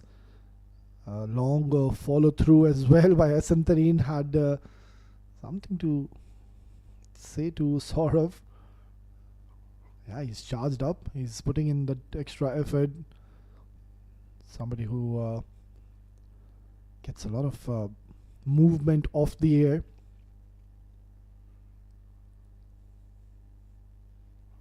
He's having a deep third man in position alongside a deep square leg. Good to see that they have a slip in place as well. Shows the aggressive intent they're having. Yeah, I mean, when you don't have many runs to play with, you need to go all out. You need to have those catch-in fielders. Oh, beautifully bowled. Excellent delivery. This time he's taken the ball away from the right-hander.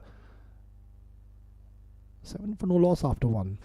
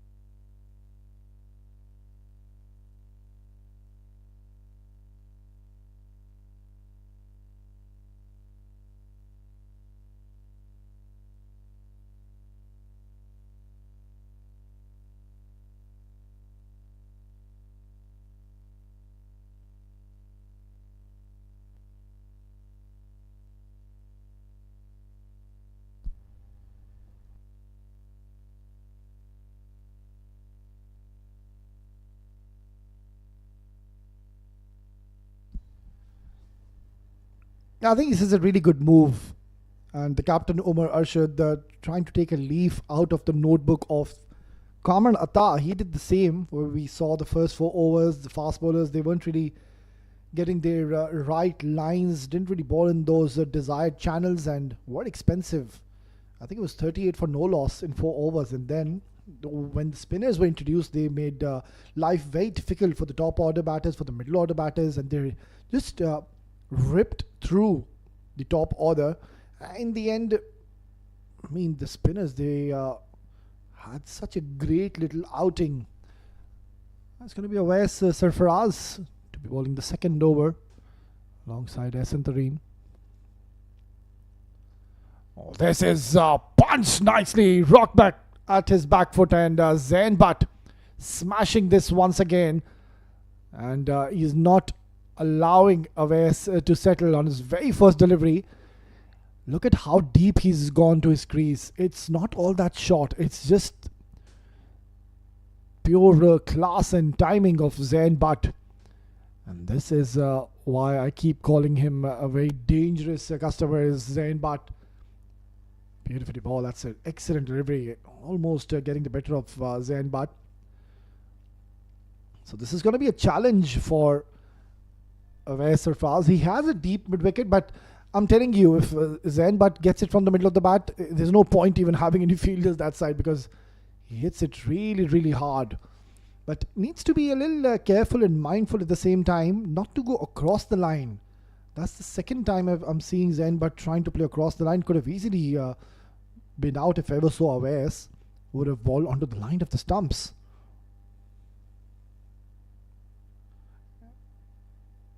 Yeah, that's a good delivery once again. So he's done well after he was struck for a boundary, keeping Zain quiet in the middle. The question is for how long, because Zain Butt is somebody who won't really eat up many deliveries. He ensures he makes every single delivery he faces make it count.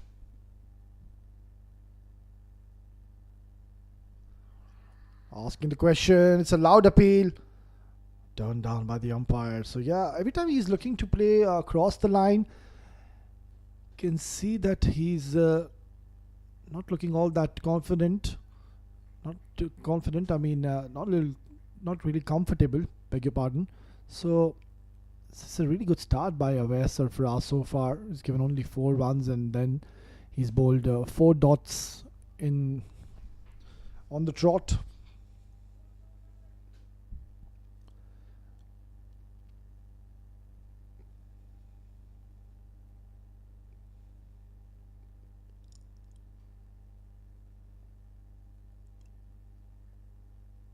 Yeah, that's much better. Does well. A dot to close out the second over. It's 11 for no loss.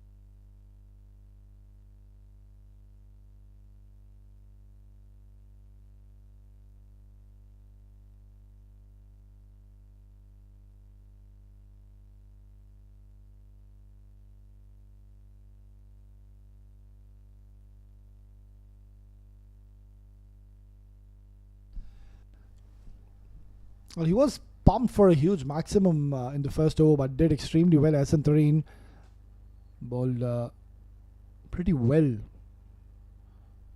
in the first over. Now this has been pulled, but in control was sort of.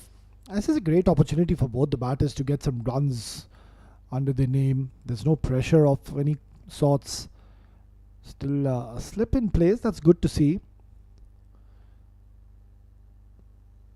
That was a wise move by the captain to introduce Awais Sarfaraz early in the contest. We've already seen in the first innings that the spinners, they were getting a bit of turn. Nadeem and Wasim, the two left arm spinners, really used this wicket to their advantage. Apesh and put down. These are the opportunities where you really need to hold on to it, and that was a straightforward catch, and he spilled it. Yeah, you can already see that the body language isn't all that positive. They seem to be down and out. The energy levels are way too down at the moment. It's just giving its indication that have they just given up so early in the contest? They have a few runs on the board. At least they need to put up a fight, and can't afford to be dropping these simple chances. Really, it was straight into his hands. He didn't even had to move an inch. Beautiful shot, but unlucky. He's hit it straight towards the fielder. 5 meters on the either side. I think that would have been a boundary though. Zain Butt run the ball 11. Started off with a bang. Excellent shot he played early on against S and smashed him for a huge maximum. And it's a tailor-made wicket, tailor-made situation for somebody like Zain Butt. If ever so there's not much happening in the wicket, then it becomes even more tougher to get rid of Zain Butt, and he gets his team off to those quick starts.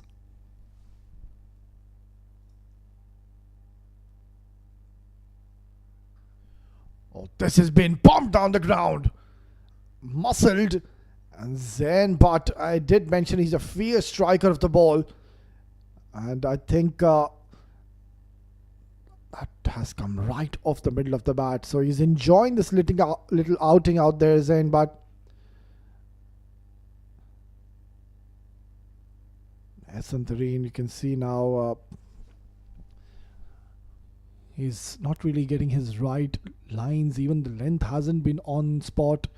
Omar Arshad, the captain, getting involved. So things aren't really working in their favour at the moment. They need wickets very, very quickly. They need at least 3 to 4 wickets in the power play, which I believe is going to be very difficult for the men in red. But yeah, already off to a good start here, Zain Butt. He's looking in some touch. Oh, that one did keep low, but luckily it wasn't onto the line of the stumps.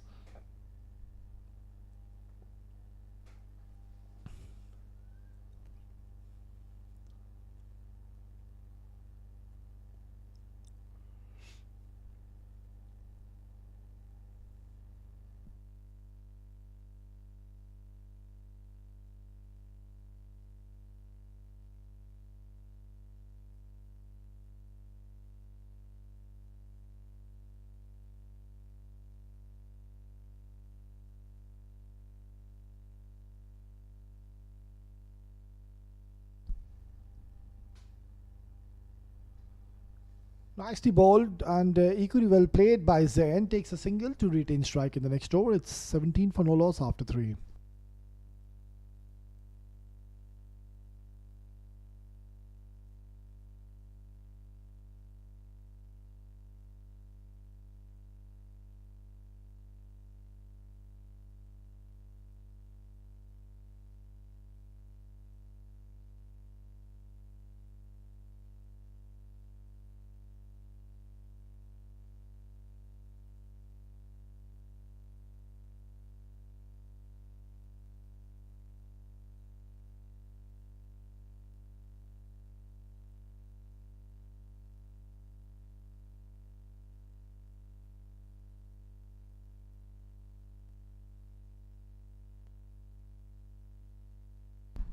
He bowled well in his first over, Awais Sarfaraz. The problem is he doesn't really have any runs to work with, and this is going to be a good little contest. I think Zain will not be holding back, and he will try to take on Awais. Short delivery. This is high up in the air. Could be a chance. Very close to the fielder, but his eyes lit up, and I think he's missed out on that one. It was short. It was there to be hit, but maybe just trying to hit the ball way too hard and losing his balance whilst playing the shot. Very watchful start at the moment. No real problems whatsoever. So making a slight bit of change in the field now that Saurav is on strike. They have opted to have a deep cover in position alongside a deep square leg. So the mid-on, mid-off are in the circle. Nicely bowled. That's a terrific delivery by Awais Sarfaraz. He's such an intelligent bowler. He's really enticed the batter to play across the line. Look at the flight that he's gotten. And that one did hold up, and it did hold its line and just went straighter. So getting a wicket, Awais Sarfaraz in his second over. It's 18 for 1.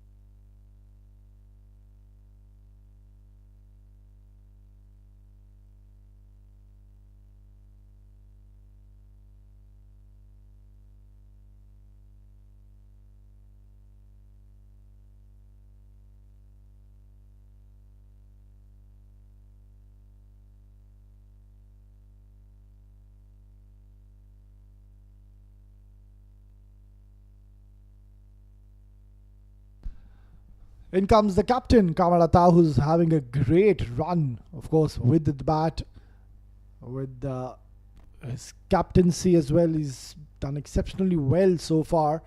And what a start for the captain. The very first delivery, he's driven Awais.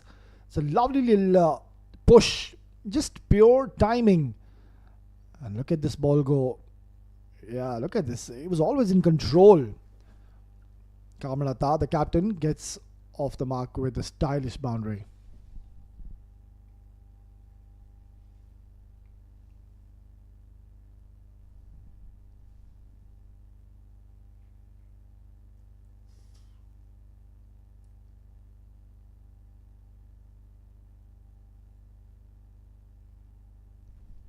Yeah, better.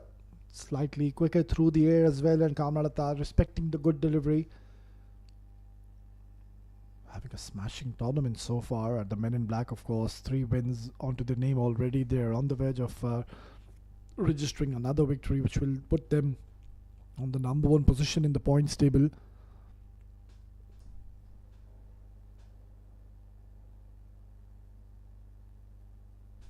Oh, that's horrid of a delivery. Too short. And it was meant to be hit, and that's exactly what he's done. It's a poor ball, too short, drifting down the leg side, and Kamran, he had all the time in the world to smash this for a boundary. It's an exciting we've seen a couple of boundaries, we've seen a wicket fall. Yeah, the only problem is the runs, that they've not scored many runs in the first innings.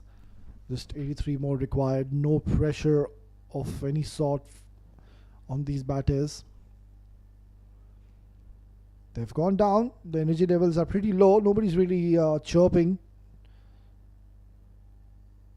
They sense that it's going to be very difficult to defend these runs. Plenty of overs to go. We're just into the 4th over.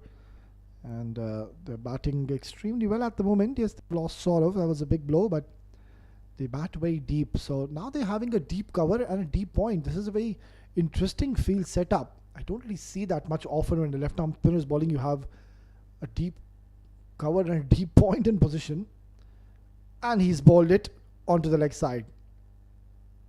So this is not really good thinking by Awais, packing his offside and deciding to just fire it down to the leg side. And it's been hit for a boundary.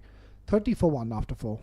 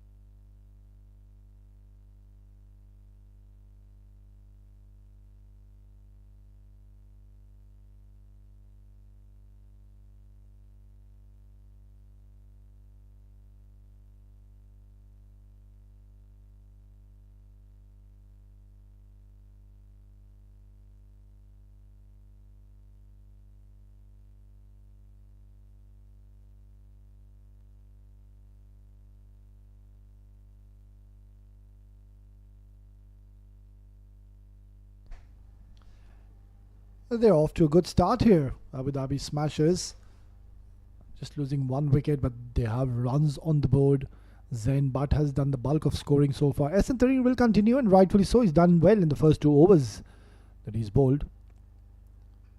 This is high up in the air, and once again, clean connection and pure timing by Zain Butt, also known as the Hulk here in Abu Dhabi. And that is pure power. When he hits, it stays hit. It was more like a short arm jab. And I can promise you that he really didn't get that from the meat of his bat. Because if ever so that would have happened, the ball would have disappeared out of this ground. He's such a powerful striker of the ball and really adds a lot of value in the top order. And this is what he's done. Look at what he's done. 23 in just 16 deliveries. And he's given his team a blistering start. Oh, that's a sharp, vicious bumper. It has pinged him on his helmet. And it doesn't look all that good. It was a fiery delivery. And surely he needs the medical attention.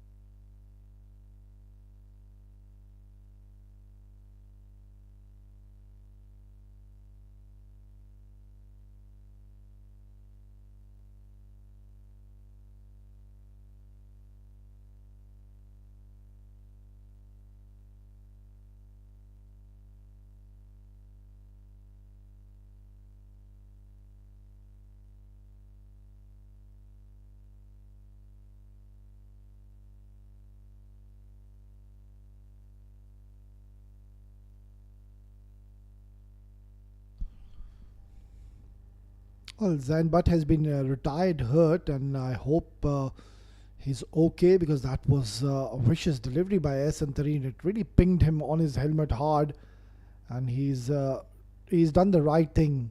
He's walked off the field, and surely he's now getting a lot of medical attention outside the ground.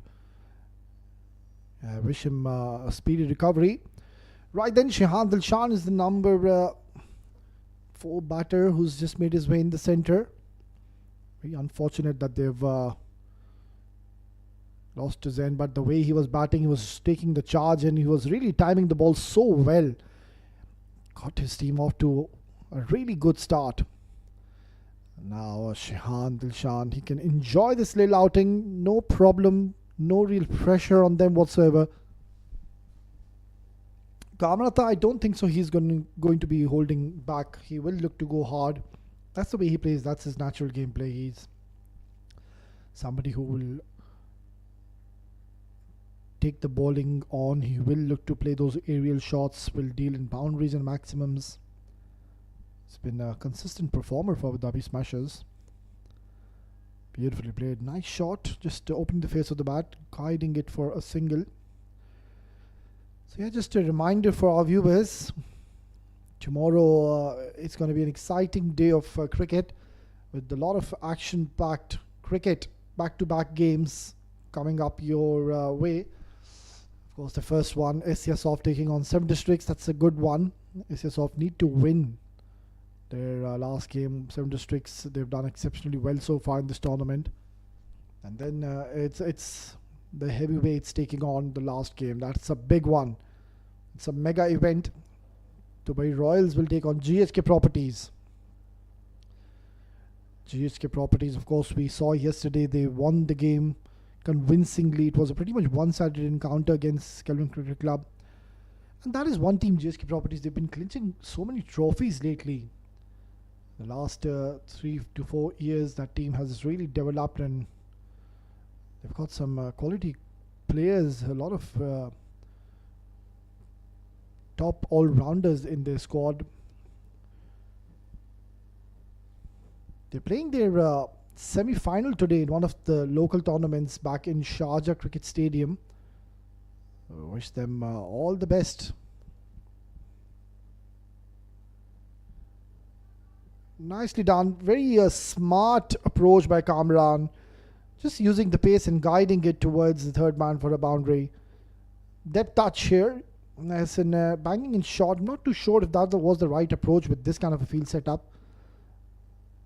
43 for 1 after 5.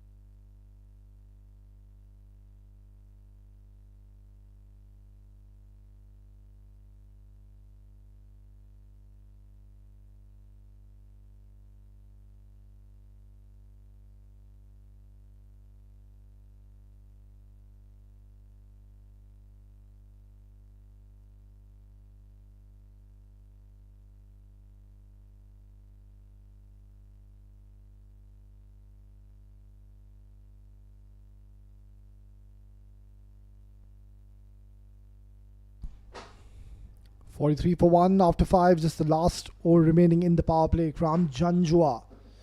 He's had a decent tournament so far, but he's got a big job in his hands. Can he provide his team a few wickets? This is clipped and nicely done. Will get a couple of runs easily in the end. Shehan Dilshan gets a game. Good to see the left-handed stylish batter. He's got a very good opportunity to score some runs for his team. Of course, a few players are busy with the UAE camp happening in Dubai. So, if ever so you get a chance in Abu Dhabi Smashers, you need to ensure you perform to cement your spot. Oh, that's a brilliant stroke by Shehan Dilshan, as straight as an arrow. What a fine shot this was. The control and the composure he's shown. Look at the balance. Always was in control. And such a terrific shot down the ground. They get their 50 in the 6th over. Yeah, surely he would have enjoyed this hit, Shehan Dilshan. And imagine if Shehan Dilshan gets a good score for his team in this contest. I mean, then it becomes even more difficult for this man on your screen, Kamran Atta, for the team selection in the quarterfinals, which will start this Saturday. So it just shows that they've got so much bench strength as well. Plenty of talent in their team. Blend of raw talent and experience.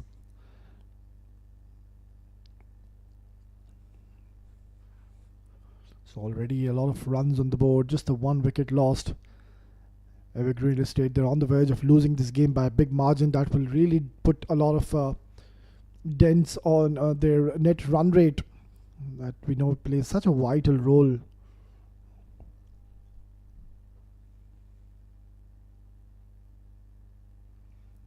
Nicely done, smart approach by Kamran Atta. Stealing in the singles at the moment. Very promising start by Shehan Dilshan.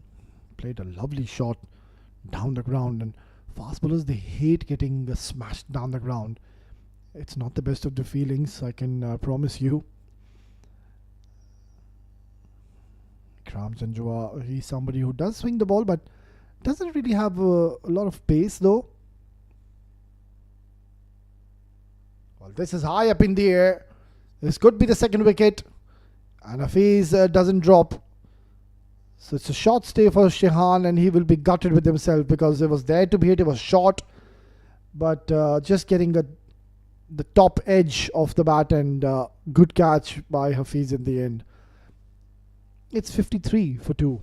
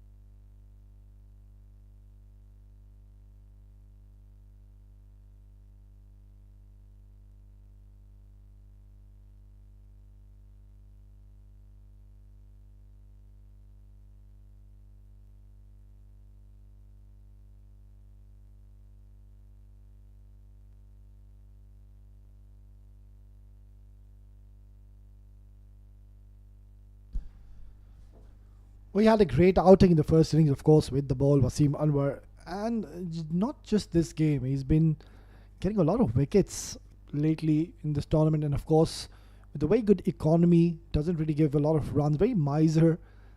Ikram Janjua, after he was smashed for a huge 6, he's gotten his revenge, getting the wicket of Dilshan. It's a dot to close out the 6th over. Power play done and dusted. It's 53 for 2.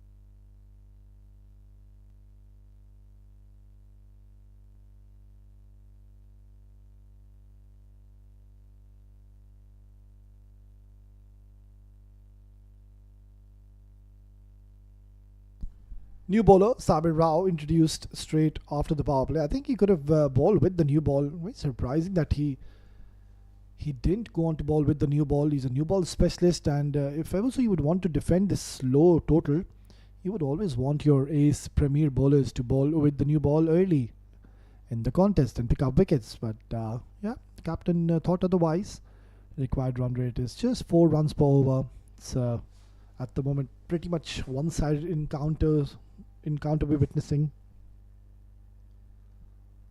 Lovely shot. I think it'll only be a 1 though.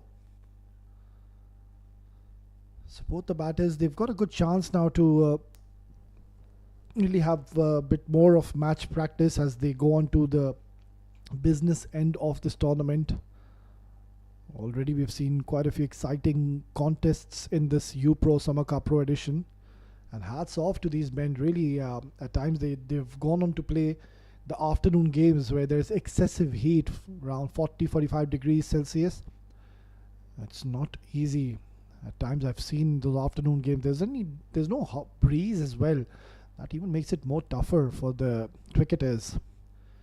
We have an afternoon game tomorrow, so we need to ensure that all these cricketers, they keep themselves well hydrated. Drink plenty of water, plenty of fluids, get those electrolytes going in their system. Because I think that is the number one priority that should be looked after.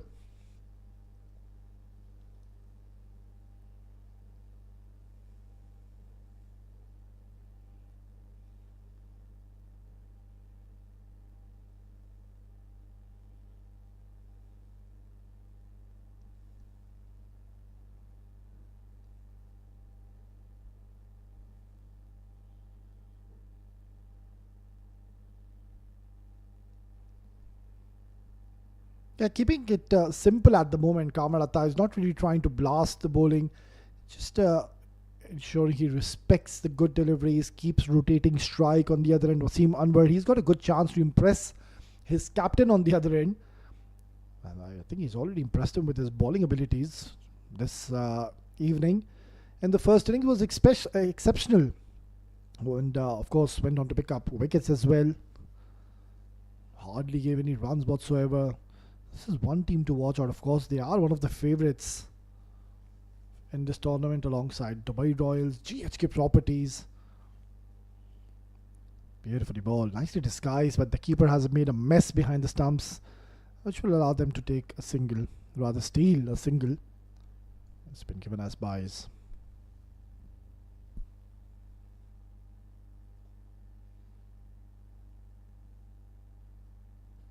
Nobody really took the responsibility in the first innings. All the batters, they came out and they just wanted to go hard against the bowling.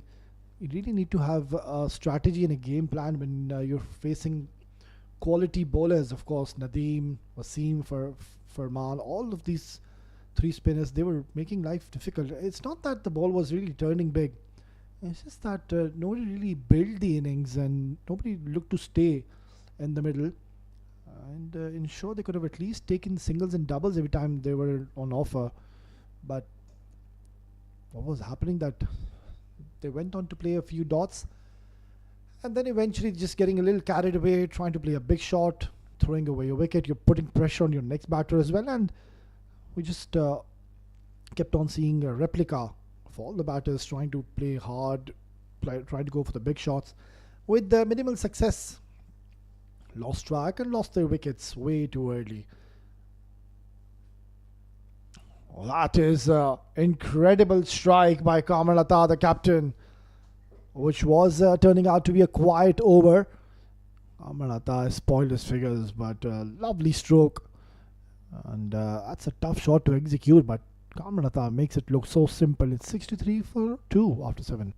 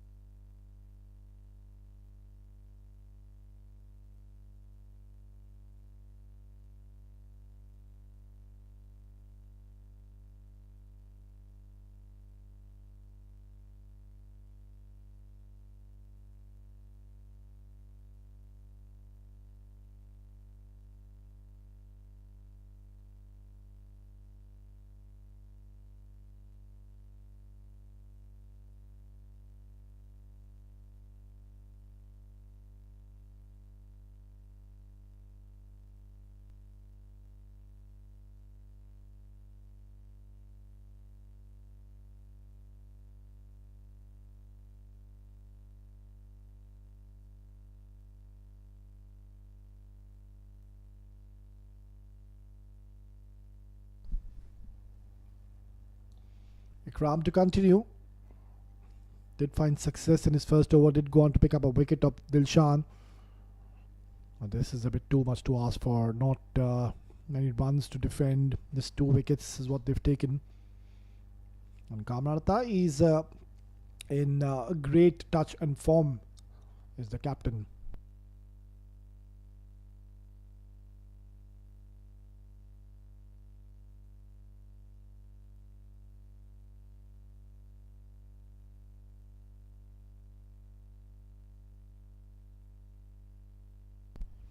Good delivery. Trying to target the stumps. It was full. It was straight. West could be a good option at this stage of the game. Somebody who will flight the ball. And you would want the batters to go after you.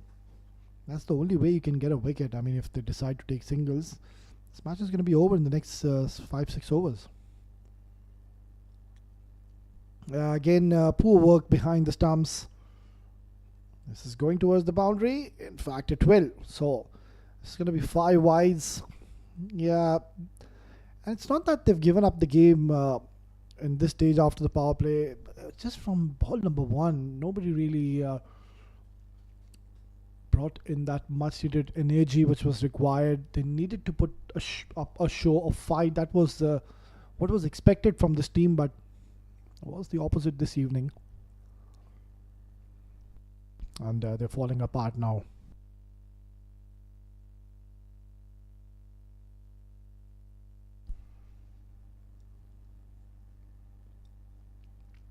Umar Arshad, he did well, the captain, on the first innings, but just when he had to shift gears and look to go big, that's the time he lost his wicket. And also, the main challenge he had to face was that nobody was really giving him that much needed support in the middle. All the batters, they were coming in and just gifting their wickets. Oh, now this could be a no ball. In fact, it's straight away being given as a no ball. So, blessing in disguise for Wasim, who will have the opportunity to swing his bat hard onto this free hit. Yeah, there you go.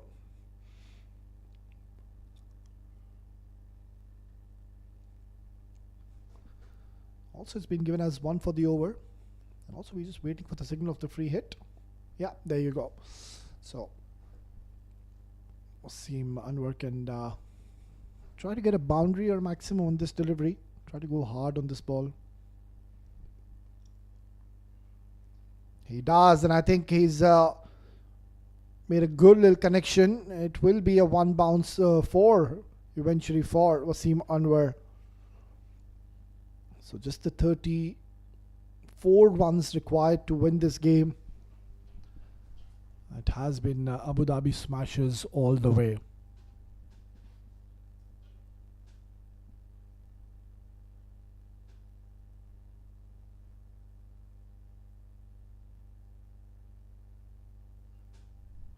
Clipped nicely. It's in the gap, and I think they will stick with just a single. In the end, it's turned out to be a pretty much one-sided encounter. It promised to be an absolute blockbuster of a contest, but then again, their batting has really disappointed them. All the top order batters failed, and in fact, they got off to a really good start. They were 38 for no loss in the power play. Then, of course, when the captain Kamran, he introduced spin into the attack, that's why it became really difficult. Now, this is hit hard, but I think there's protection. Yeah, will only be a single to close out the 8th over. It's 77 for 2.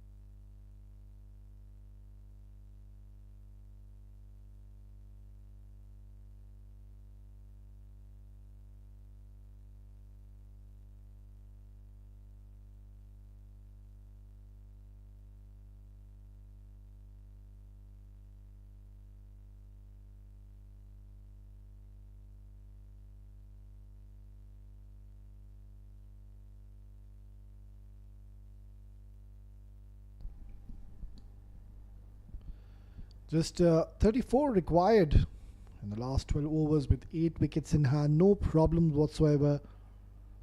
They're on the verge of registering another victory, so it's going to be 4 wins on the trot. No losses for Abu Dhabi Smashers in this tournament. Yeah, nicely bowled. They will be done and dusted with their league games, 4 out of 4. And then, of course, the quarterfinals starting from this Saturday, day after tomorrow. Tomorrow, as I did say, that it's a Super Friday. Back-to-back exciting games lined up. Of course, first 7 districts will be taking on SCS Soft. It's going to be a very intriguing little contest. 7 districts, of course, they're riding high on confidence. Some of their main batters really haven't clicked. Of course, talking about Syed Haider Wasi Shah, he hasn't really got going. He gets off to a good start, but just has not been able to convert them into big ones. But could be his afternoon tomorrow. But their bowling has been mighty impressive. Farhan Khan, Wahab Hassan, the left arm spinner. Then you've got the likes of Wais Ahmed, the left arm in swinging bowler. So that is also one team to look out for. They too are strong contenders to reach the semi-finals, the finals. That side has also, of course, clinched a lot of trophies in the last couple of seasons or so. That's been pulled away very nicely by Wasim Anwar. Will only be a single.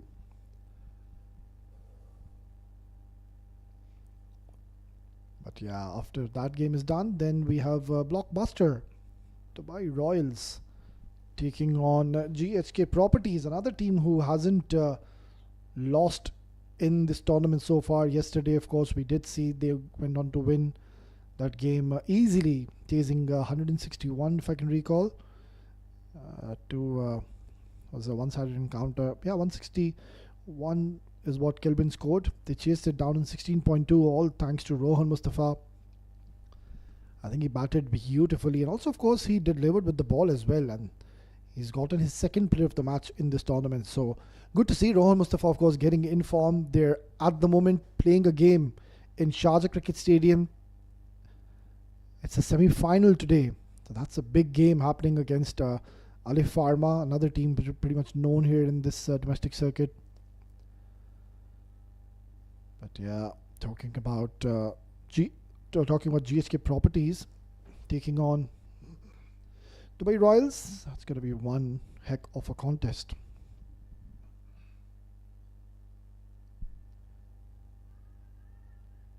And Dubai Royals, I mean, the batting that they have, really, it's going to be such an intriguing contest. Ronak Panoli and Hamid Khan will come out to open. I mean, those two batters, we know the destruction, the havoc they've caused in this tournament already. Hamid Khan scored 70 in just 19 deliveries. Who can forget that innings with 10 sixes to his name? So out of the 70, 60 runs came only from the sixes he scored.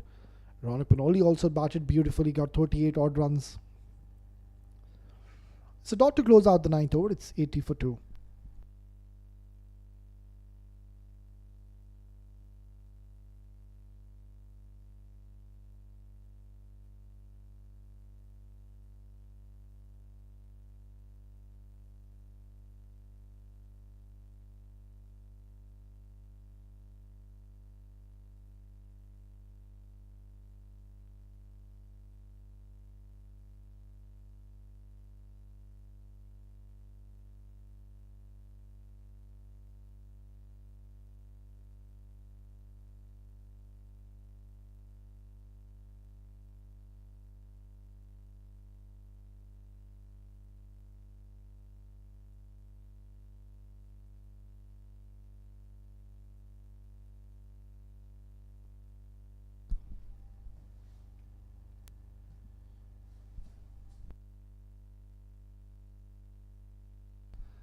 Another medium pacer is being introduced. It's going to be Taha Malik. Let's see what he has in store for us.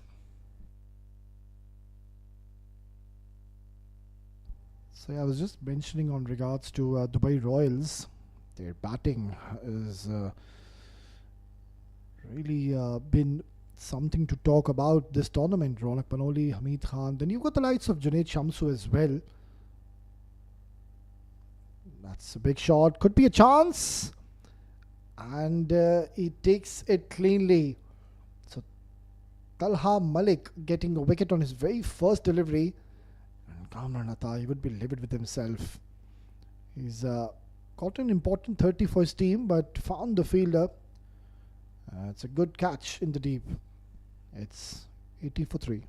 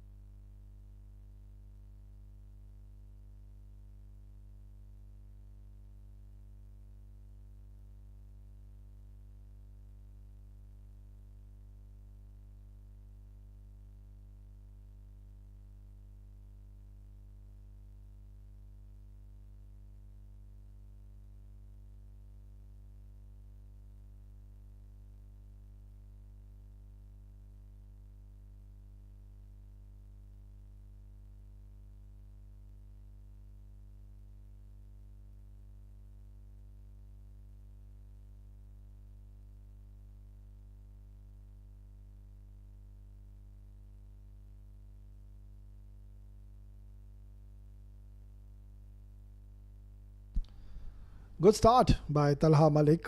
Already a wicket to his name. He's been introduced pretty late into the attack. Nadeem, he can get a few runs to his name. I think he's been brilliant, of course, with the ball now. Could be a strong contender to become the player of the match if ever so he gets another 15, 20 runs for his team. I have to wait for the signal of the umpire. It's come off the bat of Nadeem. So it's been given as runs, so opens his account with a single.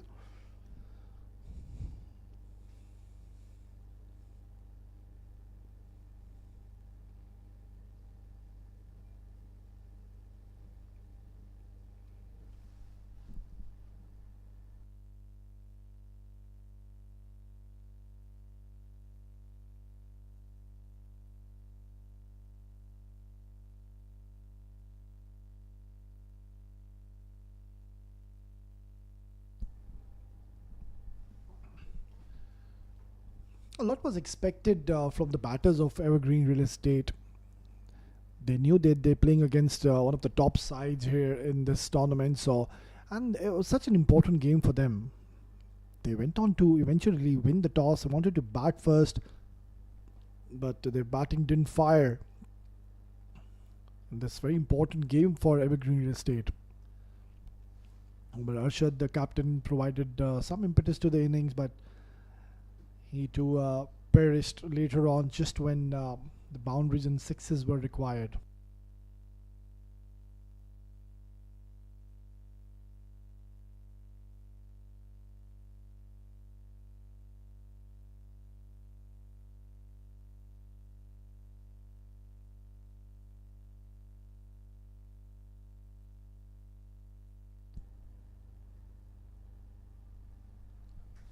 Yeah, that's all he needs to do. Just stay out there, enjoy this little outing, get a few runs to his name.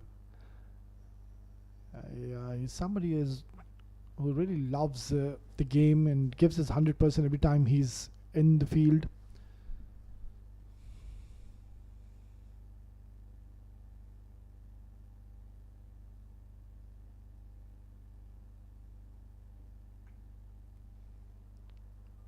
It's going to be a single. No, in fact, it's going to be a dot to Close out the 10th over. It's 82 for the loss of 3.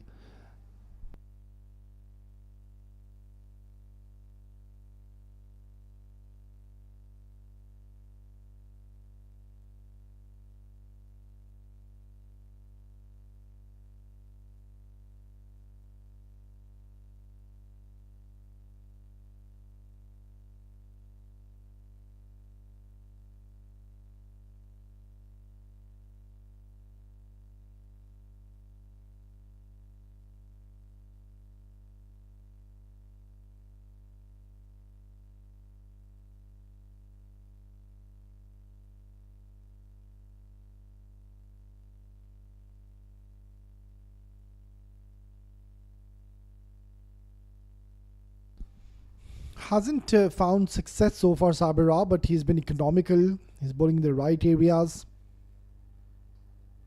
That's nicely played. Crashed down the ground. Straight as an arrow and gets a boundary. Inching closer to victory. Abu Dhabi smashes just the 23 runs more needed. And what's going to happen is that Evergreen Estate, they're on the verge of losing this game by a big margin. They're going to chase this down quickly. And that net run rate, they need to keep an eye on. They could be eliminated from the tournament because they've just won one game so far in this tournament. They're playing the 4th game and on the verge of losing the 3rd. Asking the question, just the angle has saved Wasim Anwar. The ball just doing a bit too much. If ever so, the ball would have held its line and gone straighter, and then the story would have been different. So yeah, that mega event for tomorrow, plenty to talk about. Of course, GSK Properties, all their batters are in sublime form. Rohan Mustafa, then you've got the lights of Umair Ali Khan, that's another superstar in their team. Then you have the 2 Kalyan brothers, Sagar Kalyan, Mohit Kalyan, Homaj Gondal. I mean, they're just filled with a lot of stars in their team. And I did mention on regards to the side of Dubai Royals, led by Hamid Khan. Ronak Panoli, he's on fire. Hamid Khan, we know what he did in the last game. It's going to be such an exciting contest. And also the bowling of GSK Properties has been mighty impressive, talking about Uzair Khan. Then you have Ronnie himself, Rohan Mustafa, Zahoor Khan in their side. That is going to be one contest which I believe most of the viewers have been waiting for quite a while. Not in control, Muhammad Nadeem.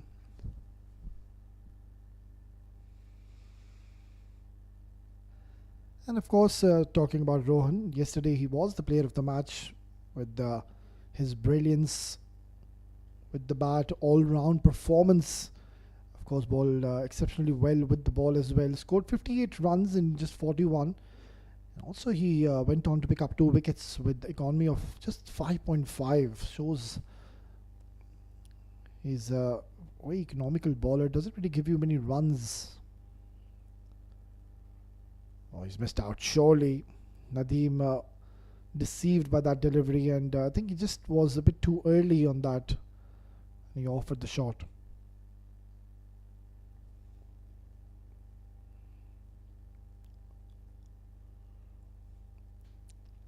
It's a cool evening here in Abu Dhabi Tolerance Oval. It was quite hot and humid the last couple of days, but the story is different this evening. There are quite a few families out there, friends, quite a few spectators watching this game. There's of course a lot of viewership on the YouTube channel. Will be a dot to close out the 11th over. It's 88 for 3.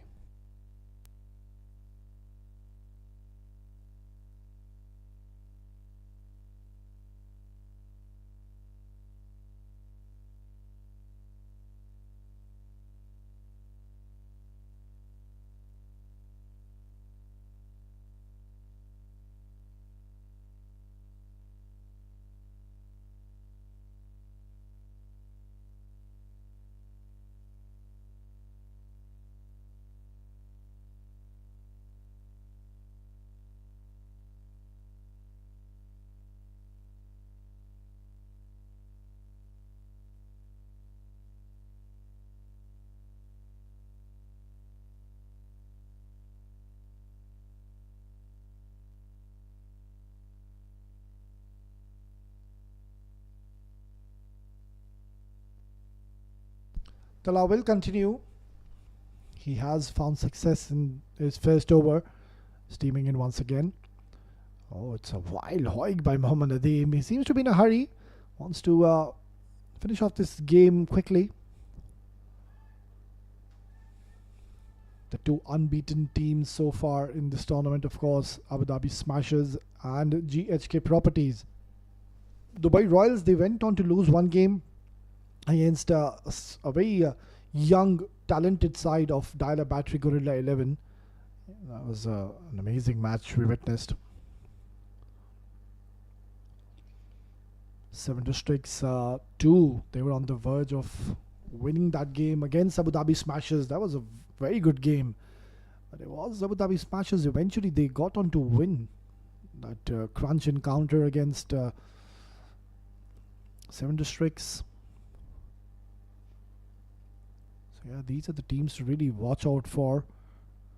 Evergreen Real Estate today, a very disappointing performance, I would say. Couldn't really get going with the bat. Now the bowling hasn't been up to the mark as well. Yeah, that's been crashed away. I think the ball does have enough legs to go towards the boundary. It's a long chase. And yeah, he's given up in the end, Tareen. So not many runs needed. But that was a loose delivery, too short and offering a lot of width as well. Talha, all he had to do is just find the gap, which he did eventually. Gets a boundary to his name.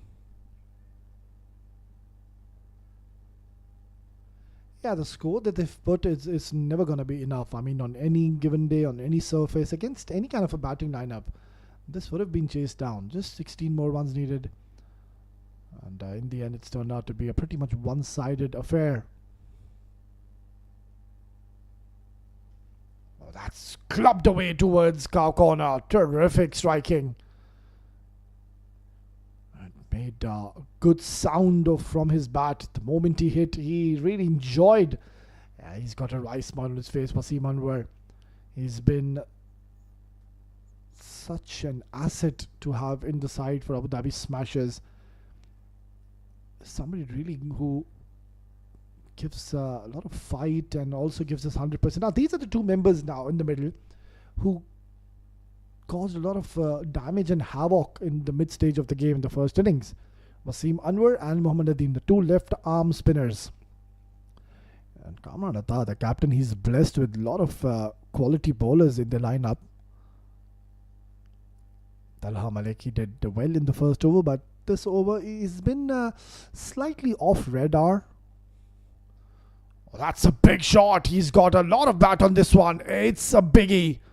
It's a monstrous hit. And Talha Malik, he's been taken to cleaners. Bang, he goes. And he is such a powerful striker of the ball. This is brute force by Wasim Anwar. Talha Malik, he's been absolutely stunned.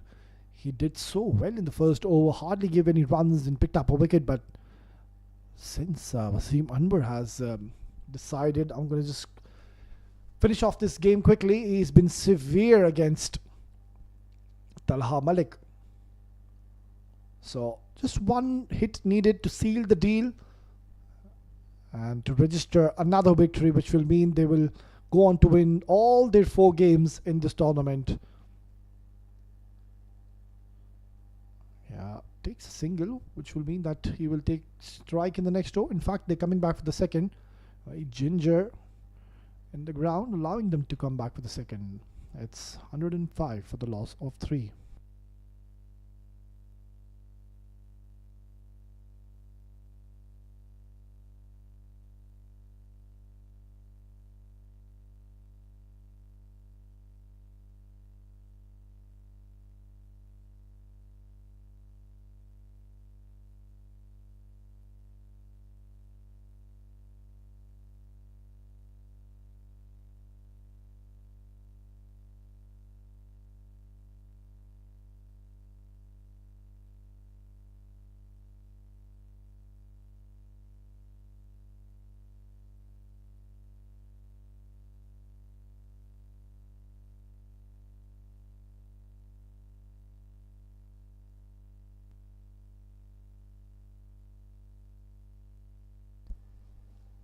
So just A boundary needed to clinch another victory for Abu Dhabi Smashers, and it's Mohammad Nadeem who will have the privilege to strike big and finish off this game, which he does.